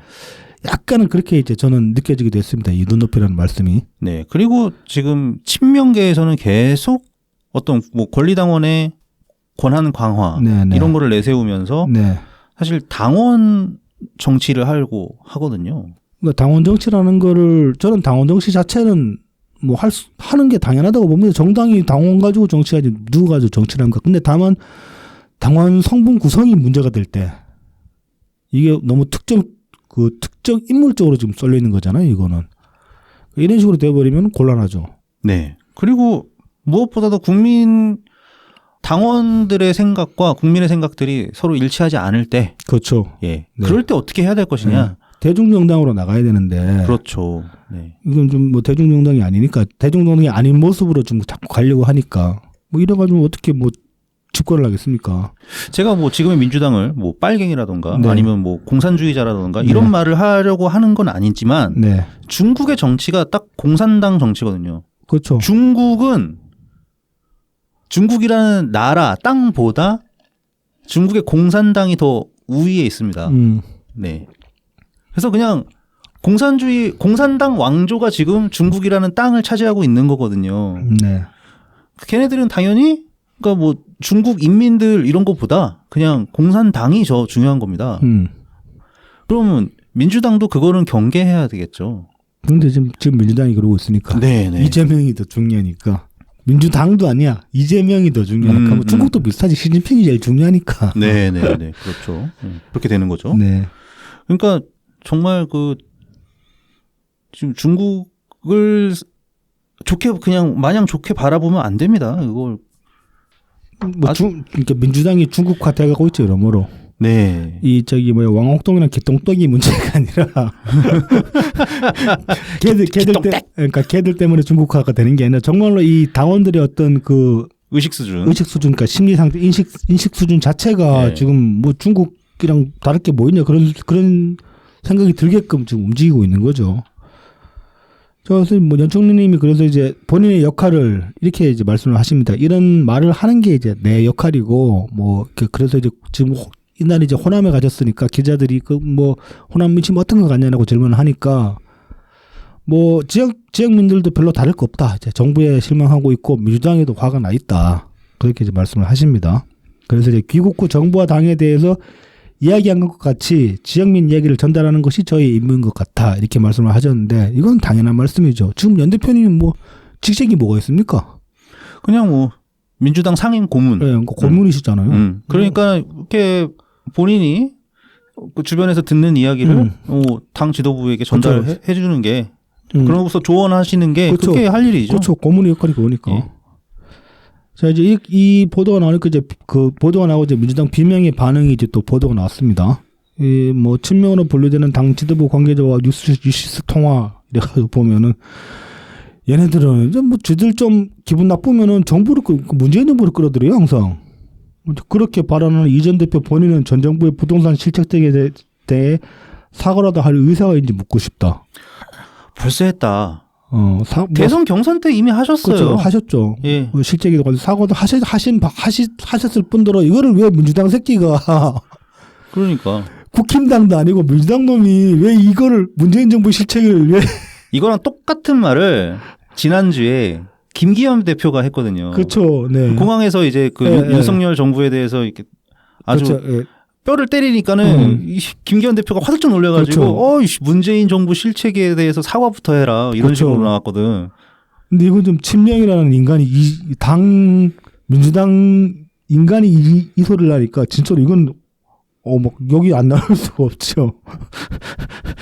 그러면 이제 뭐 이낙연 총리가 이제 이렇게 이제 발언을 하시는 거를 뭐 공천 지분 확보하려고 그러는 거 아니 있다는 소리도 합니다.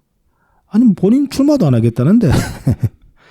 그리고 지금 이런 소리 해가지고 공천 지분 확보가 돼. 공천 지분 확보하려면은 이재명이랑 붙어 먹어야지 사실은. 붙어 먹거나 아니면은 뭐 당장 만나가지고 뭐 멱살을 잡던가 이렇게. 뭐 멱살을 잡든 붙어 먹든 일단 당장 만나가지고 그렇죠. 이야기를 해야 되는데 이재명 안 만나고 있는데 무슨 공천 지분 확보야. 그러니까요. 공천 조까 이러고 있는 건데 어떻게 보면 그냥 나는 내 갈 길을 가겠다 이렇게 말씀하시는 건데. 그래서 이제 뭐 또 이야기합니다. 뭐. 이재명 대표 체제를 지적하고 현 지도부와 싸우기보다는 윤석열 정권을 유순위 투쟁 대상으로 삼는 것이 더 적절해 보인다. 1순위 맞아.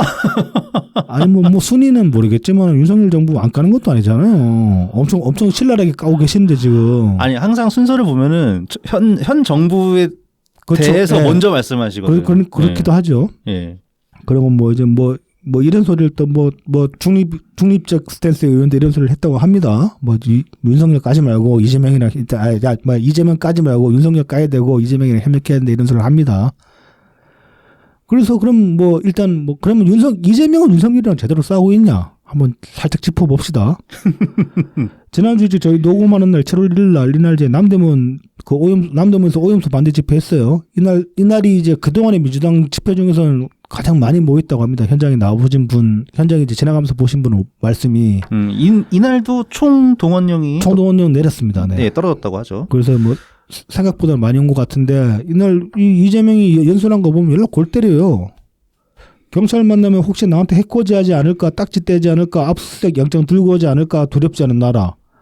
검사를 만나도 그 검사가 나에게 압수수색하고 구속시키고 내 이웃들 감옥 보내지 않을까 걱정되지 않는 나라. 검사를 보면 압수수색 영장 생각나고 문자를 보낼 때는 혹시 나중에 압수수색 당해서 이거 꼬투리 잡히지 않을까 걱정되고. 이제 이딴 소리 쭉 하다가 갑자기 오염수 방수를 결사 반대한다 이러는 거야. 뭐 많은 분들이 이미 SNS로 말씀하셨지만 네. 압수수색 영장 들고 오지 않을까 전혀 걱정이 안 되고. 아예 생각해 본 적도 저는 경찰 아저씨 보통 길 물어볼 때 뭐 그럴 때 많이 이제 한 번씩 예전에 지금 이제 뭐 저희 카카오맵 같은 거 보면 되지만은 예전에 저희 경찰서 가는 게 뭐 화장실 없어가지고 파출소 들어간 적 있고 화장실 좀 써드리냐고 그러니까 네. 그건 파출소마다 다르긴 하더라. 어떤 데는 안 됩니다. 그런 데도 있더라. 아마도 술 먹고 진상 부리는 사람들 때문에 그런 것 같은데 근데 뭐 그럴 때는 아니면 진짜로 길 못 찾게 길을 몰라가지고 몇 번 물어본 적 있거든요. 경찰이 무서울 때는 무단횡단할 때입니다. 뭐 내가 죄를 지었으니까 경찰이 무섭지. 그럼. 뭐 우리나라 경찰이 뭐 저기 뭐 어디 저기 막 그 이상한 뭐 나라들처럼 중국 공안이냐고. 뭐 그러니까 뭐 뒷돈 바라고 그런 경찰이냐고. 그 범죄도시 봐도 마동석 민간인 안 건드려. 그럼. 예. 깡패들만 패지. 그러니까 참 뭐 되게 뜬금이 없어요. 그리고 뭐 검찰이 어떻고 압수수색이 어떻고 무슨 문자 보낼 때 뭐 검찰한테 잡히네 마네. 지 얘기 아니야 이거는 솔직히. 그렇죠. 지가 두려운 거지. 네. 아니 그리고 오염수 반대 집회에 나와가지고 이런 소리를 하면은 정말로 오염수 반대하는 목적으로 집회에 나왔던 사람들이 보기에 어떻게 보이겠습니까? 그렇죠. 네. 이거 씨발 오염수 반대로 해서 나왔더니 뭐 이재명 방탄 집회 아니야 그런 소리 그런 생각 들 거 아니에요. 그리고 이날 이제 뭐 그 파란 풍선을 나눠줬어요. 이게 그 집회 참석한 사람들한테 이제 흔들으라고. 근데 보면은 이 파란 풍선에 이제 뭐 오염수 반대 투기 반대 문구가 있는데 이재명 캐리커처를 그려놨더라 거기다가. 부적인가? 근데 그것도 보면 장경태 닮았어. 그 그림이야, 그 그림. 같은 시간인데 그 그림이야. 아니, 그러니까 지금 윤석열 정부 비판이라면서 이딴 소리를 하고 있으니까 지금 윤석열과 대립하라라고 말하는 거는 이재명 방탄에 동참하라는 얘기가 되는 거예요. 그렇죠. 현실적으로. 대놓고. 네. 예. 이걸 어떻게 이낙연 총리가 받아들여 이거를. 그리고 또 막 뭐 협력하라 그러면서 한편으로는 또 뭐 거의 모욕적인 그런 발언들을 해야 됩니다. 이건 이제 정청래 이야기인데. 정청래면 뭐 능히 그럴 사람이죠. 뭐 이제 7월 3일 날 그 박시영 TV에 정청래가 나와서 이제 라이브를 했어요. 이날 보면은 뭐 이제 이낙연 총리를 폄훼를 이렇게 합니다. 지지율이 기타 등등 수준이다. 뭐 이거는 뭐 틀린 말은 아닙니다. 근데 사실 기타 등등 수준인 거는 그동안에 노출이 안 됐으니까 1년간 미국에 있었으니까 앞으로 두고 봅시다. 어떻게 되는지. 네네. 점차적으로 두고 봅시다. 그러면서 뭐 지지율을 이제 이재명이 독주를 하고 있고 지금 옆에 이제 있는 의원도 윤영찬 30 정도밖에 없다. 그러면서 뭐 이낙연계처럼 사진 찍히면은 국회의원들이 이제 안 좋다고 생각한 것 같다. 뭐 그렇게 얘기를 합니다. 그러면서 총선 때는 부직갱이도 필요하고 그러니까 조용히 있으면은 총선 때 필요한 역할이 있어가지고 뭐 이재명 지지자들이 소환할 것이다. 그럼 그때 이제 뭐 역할을 그래서 이제 그때까지 가만히 찌그러져 있으면 측은지심이라도 생길 텐데 발언하면 이제 가뜩이나 미움받고 있는데 발언을 계속 하니까 이재명 지지자들이 더 미워한다 이딴 식으로 얘기를 합니다. 야, 뭐 부르면은 뭐 가줘야 되냐 우리가? 그러니까 연총리님이 가주셔야 돼? 그리고 박시영은 이제 거기 이렇게 또 맞장구를 칩니다. 뭐 자숙하고 반성하면 뭘 자숙하고 뭐 자숙하고 반성 뭐 해야 될 게 있긴 하지. 근데 니들에 관해서는 아니지. 연총리님이 패배 그 경선에서 진 거에 관해서는 자숙하고 반성할 일이 충분히 있지. 그리고 하셨죠. 개선해야 될 것들이 있으니까. 자숙하고 반성하면 총선 경선 때 일하긴 게 몇 명이라도 살아남겠는데 내가 토요일 집회에 와서 무대에 서지 말라고 가만히 앉아 있으라 공개적으로 말했다. 그 7월 1일 집회 말하는 것 같아요. 네네네. 그럼 이제 뭐 지지자들이 달렸다 생각하지 않겠나. 이낙연이 자정하면서 있으면 총선에 역할이 있다. 1, 2%라도 얹힐 표가 있다. 이딴 식으로 이제 어떻게든 체급을 줄이고 이제 막 하찮게 만들려고 애를 쓰고 있습니다. 야, 니들한테 보태주고 하나도 없어. 에. 야, 절대 안 얹혀져. 아니 그리고 뭐 또 이렇게까지 뭐 패배를 할 거면은 만나라 소리를 하지를 말든가. 그러니까. 무시하면 되잖아. 그래, 안민석한테 한마디 좀 해라. 그러니까. 만나자는 얘기 좀 그만하라고. 추미애처럼 만나면 백지장도 맞들면 찢어진다 소리를 하라고 대놓고. 그래. 확 찢어진다고. 자 이제 뭐 굳이 뭐 반박은 아니지. 시기적으로 보면 요게 하루 빨랐기 때문에. 근데 이제 뭐 요즘 이제 여러 매체에서 활발하게 이제 인터뷰를 하고 계시는 진규민 의원님 인터뷰를 하나를 봅시다. 7월 3일 날 KBS1 그 라디오 주진우 라이브에 이제 출연을 하셨어요. 네네. 이게 이제 그 인천공항 얘기부터 하시는데 애초에 이제 공항 그 예측하기는 한 1,000명 정도 될 거다. 왜냐하면 이제 그 버스 대려 같은 거는 다 이제 그 협의가 된 거라 가지고. 네네. 그래서 한 1,000명 정도 오지 않겠나 예상을 했는데 실제로 보니까 사람 많이 왔다. 그래서 매체 따라서는 3,000명이라고 얘기도 하기는 하는데 신기민 의원이 보시기에는 한 2,000명 정도 되는 것 같다. 근데 이것만 해도 당초 예상의 2배는 되는 거잖아요. 그렇죠. 네. 그래서 이제 연총리님이나 뭐 거기 계시던 분들 다들 이제 많이 놀랬다. 그러면서 이제 이 상황을 어떻게 분석을 하시느냐. 이게 단순히 연총리님이 잘해서 그런 게 아니라 현 상황 자체가 윤석열이나 이재명이나 이 사람들이 마음을 둘 곳이 없다 보니까 정말 지지자다운 사람이 누구냐고 찾다 보니까 다시 연총리님이 눈에 들어온 거 아니냐. 이제 그렇게 이제 말씀을 하십니다. 이것도 뭐 상당히 뭐 공감 가는 그런 인식이죠. 네네. 그리고 이제 뭐 호남 행보에 관련해서도 뭐 호남 민심이라고 특별할 건 없고 그다음에 그 당시에 이제 인천공항에 오신 분들 상당수가 이제 특히 남북지방에서 뭐 영남이나 호남에서 많이들 오셨기 때문에 그 인천공항에서 보여진 그 모습 자체가 호남 민심이라고 봐도 무방할 것이다. 이제 그렇게 말씀을 하십니다. 네네. 그리고 이제 그 신경민 의원이 이제 그 연총리님이랑 뭐 그동안 전화 통화도 많이 하셨고 미국 계시는 동안에 그다음에 이제 장인상 때 이제 잠시 귀국하셔가지고 그때 받은 인상이 뭐였냐면은 그동안에 이제 그 여러 가지 이야기들을 많이 본인도 이제 많이 청취를 하려고 하셨단 말이죠. 특히 이제 미국에서 교민분들이랑 많이 만나가지고 얘기를 많이 하셨을 텐데 그 이제 그 인식이 그겁니다. 결국은 이제 뭐 아까 앞서 말씀드렸던 거 이제 마음 둘 데가 없다 국민들이. 네네. 그러면 이제 내가 그 이낙연 총리가 이제 당시에 이제 귀국하면은 내가 어떻게 해야 될 것인가 이제 그거에 관해서 이제 그 많이 생각을 하셨다고 하고 그러면서 이제 여러 가지 이야기들을 많이 들었지만 결과적으로 종합해 보면 그 모여지는 이야기는 이 지도자들 다들 갈망을 하고 있다.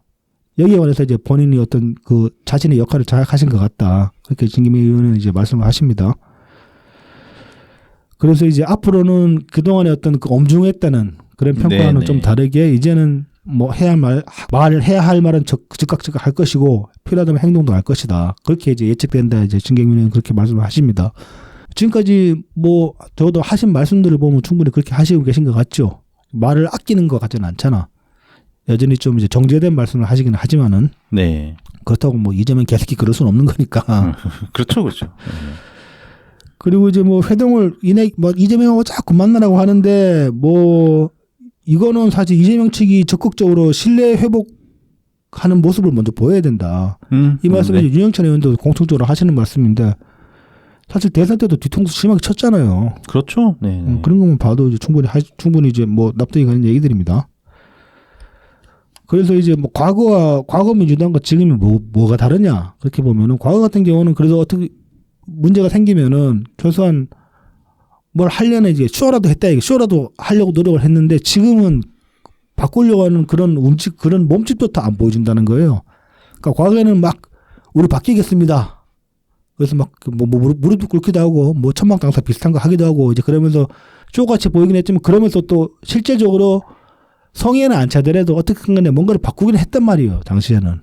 근데 지금은 그런 것도 없다는 거예요. 그냥 어떻게든 이재명 중심 체제로 어떻게든 계속 유지하려고만 하고 있지. 그래서 이제 이게 지금 과거에 비해서 지금의 민주당 상황이 훨씬 더 심각하다. 그렇게 이제 진단을 내리고 있습니다. 이것도 상당히 공감이 가는 얘기죠. 그러니까 이명박 때 완전히 망가졌던 민주당 생각해봐도 지금 저는 더 심각하다고 보니까. 자, 이제 마지막으로 7월 6일 날 평산마을 내려가신 이야기를 잠깐 해봅시다. 이날에 이제 봉화마을 먼저 이제 참배를 하셨고, 그래서 이제 그 사진 보면은 연총님이 이제 좀 눈시울이 붉어져가지고 눈물 훔치시는 것 같은 사진이 있어요. 그래서 이제 그 이후에 이제 기자들이 물어봤어요. 왜 눈물을 훔치셨냐 그러니까 그게 아니고 눈이 좀 따가워가지고. 근데 정말 좀 울컥하실 수도 있죠. 그리고 네, 충분히 이해가 갑니다. 전 봉화 딱 한 번 가봤는데 그냥 가면은 그래요. 이제 마음이 그래요. 좀. 그 뭐 별다른 이유도 왜 그렇지라는 잘 모르겠어요. 아무튼 그냥 그래요.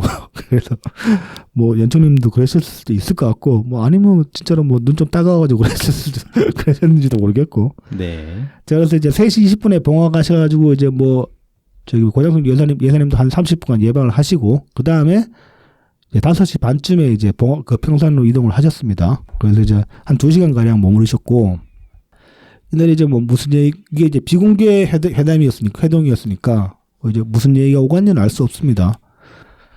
그런데 이날 이제 그 연총리님이랑 대통령님이 어떤 그 움직임이나 아니면 드러나는 것들만 봤을 때 약간 추측해 볼 수 있는 건 그런 거죠. 그 사저에서 바깥으로 보이는 그 사진 찍히는 스팟이 하나 있잖아요.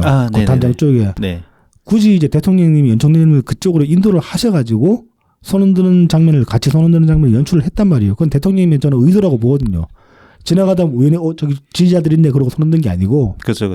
대통령님이 그걸 모르시겠습니까? 여기 사진 찍힌다는 거 모르시겠습니까? 그 집에서 1년 넘게 사셨는데, 그러니까 일부러 여기 가서 사진 한 장 찍고 갑시다라는 이제 저는 그런 대통령의 의도가 있다고 보고, 그거는 그러니까 대통령이 연총리님 만나는 이 상황 자체를 정치적으로 활용해도 좋다, 아니면 정치적으로 활용해라라는 저는 그런 의도로 봤거든요. 그게 기존에 책방에 맨날 들락날락하는 정치인들이랑 차별화가 확 되는 거잖아요. 이 총리님 다녀가지고 그 다음에 박주민이 또 지지자들 끌고 갔더라 평산에. 게다가 유튜브 라이브도 했어요. 네, 카메라 걔는 큰 거 쓰나 봐. 네. 뭐 큰 카메라를 들고서 이렇게 유튜브 라이브까지 했다는데. 예, 책방에 들어가가지고 라이브 하면서 또 지책 홍보를. 그렇죠. 뭐 하여튼 싸구려 짓을 아주 그냥 종합 선물 세트로 했더라고요. 그거 다 의미 없다 주민아. 그 사저 들어가서 저기 사진 찍어야지 찐이다. 그리고 뭐 이렇게 막걸리도 5병. 네네. 무슨 막걸리였지 이거 갑자기. 금정산성 막걸리. 금정산성 막걸리 5병. 대통령님이 받아 놓으셨다가 네네네. 접대를 하셨다고 하고, 이 식사하신 그 식당이 이거 어디 갔어 여기. 불고교. 네, 불고교. 여기가 이제 지금 대통령님 그 사저 경호구역 안에 들어와 있거든요. 경호구역 확대되면서. 그래서 지금 불고교 같은 경우는 일반 출입이 쉽지가 않아요. 예약을 해야 돼. 예약 손님은 받을 수 있다고 그러더라고. 그래서 매출이 상당히 줄었을 겁니다. 이 경호구역 확대되는 바람에. 그래서 이제 그래서인지 대통령님은 이제 이 식당을 자주 이용하시는 것 같아요. 상대적으로. 네네. 그래서 이제 연총님도 여기에 가셨고, 혹시나 평생 가시는 분들 중에 이제 좀 여러분들이 모여가지고 식사를 하시고 싶다 그러면 좀 팔아줘야 될 것 같은 그런 느낌은 들어요. 예약하고 이제 가면 되겠네요. 네, 예약하고 한번 가보시는 것도 나쁘지 않겠나 그런 생각도 듭니다. 자, 그래서 여러모로 보면 대통령님이 확실히 이제 연총리님 얘기가 어떤 약간의 정치적 자산을 주려고 하신 거 아니냐, 그런 느낌도 듭니다. 보수적으로 생각해도 네. 조국도 만나주시는데. 그렇죠. 이낙연 전 총리님은 문재인 정부에서 몇 년이야 하여튼. 그리고 여러모로 확실히 신임한다는 말씀을 임기 중에 많이 하셨기 때문에. 네. 그냥 같이 일한 시간만 생각해도. 그렇죠. 1순위에 들어갈 수밖에 없어요. 마음에 안 들면 그렇게 오래 일할 리도 없고, 그다음에 당대표 되시고 나서도 최고의 당정 관계라고까지 말씀을 하셨으니까. 네네. 최고의 파트너인 거 맞지? 그렇죠. 그래서 여러모로 볼 때 이재명은 배 아프겠지만 어쩔 수 없다. 이게 클래스의 차이다. 네. 이렇게 말할 수밖에 없습니다. 그리고 지는 낙선한 다음에 청와대 들어가서 술 한잔 받았잖아.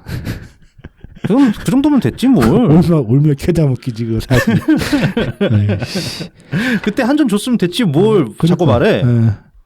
그 이와 관련해 가지고 막 박지원이랑 그 박수현 얘네들이 방송 나와가지고 온갖 이제 폄훼를 하려고 온갖 그 헛소리질을 했습니다. 이건 시간 관계상 지금 뭐 굳이 이제 언급은 안 하겠지만은 그래서 이제 뭐 이건 뭐 보면은 참 박수현은 뭐 자기가 두 분을 잘한다 뭐 그런 식으로 이야기를 하는데 뭐 잘할 수도 있겠죠. 홍보수석이었으니까 당시에 홍보수석이었냐 대변인이냐 홍보수석이었죠. 네.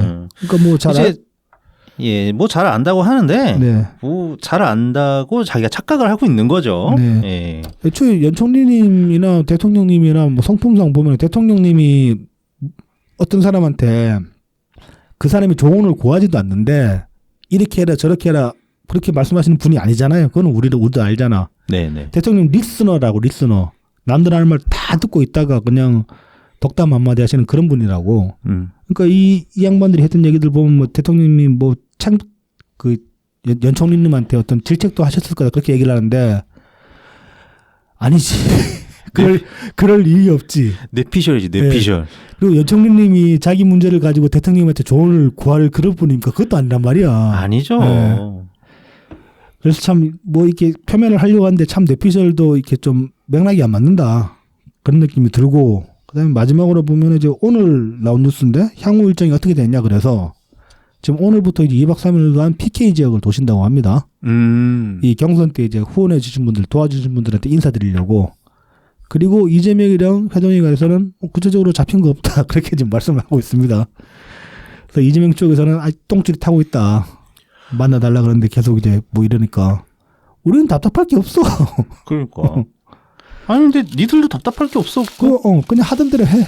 그러니까. 그냥 열심히 해라. 좀 제대로나 해라. 뭘 하든. 아무것도 제대로 못하면서. 아니면 뭐. 화끈하게 추미애처럼 백지장도 맞으면 찢어진다 기저로 나가라고. 왜 이렇게 없어 보이게 굴어. 야, 그냥 추미애 먼저 만나줘라. 그리고 추미애는 안 만나지. 요즘 뭐 이동용도 추미애 막 띄워주고 있던데. 그러니까. 자, 뭐 오늘 이제 뭐 녹음하는 요날에 이제 또 백브리핑 뭐 공개 방송 한다고 하죠. 아, 네네네. 그래서 이제 뭐 그 즐겁게들 많이 노시고. 네네. 저는 이번에는 유튜브 방송을 통해서 좀 지켜봐야 할 것 같습니다. 네. 백브리핑 화이팅. 뜬금없이. 뜬금없이라뇨. 백브리핑 우리 도움 얼마나 많이 받았는데. 뭐 그렇긴 하다. 우리 구독자 100명은 땡겨왔으니까 백브리핑 덕분에. 네. 그럼요. 호구매님은 인터뷰도 한번 하셨잖아요. 네, 어쨌든 다음 공개 방송 때는 꼭 저희도 함께 하도록 하겠습니다. 사실은 그런 것도 내가 되게 많이 걱정됐어요. 괜히 우리 서로 얼굴을 알잖아요. 네. 백총재랑. 네. 괜히 또 얼굴 이렇게 눈 마주치면은 막 무대를 끌어올릴 것 같아가지고. 에이, 그럴 일은 없지. 그런가? 네. 그렇죠. 거기 중요한 게스트분들 많이 나오시는데. 그러니까. 굳이 또 우리까지. 우리 같은 잔잔바리가 낄 자리가 아니지. 그러니까.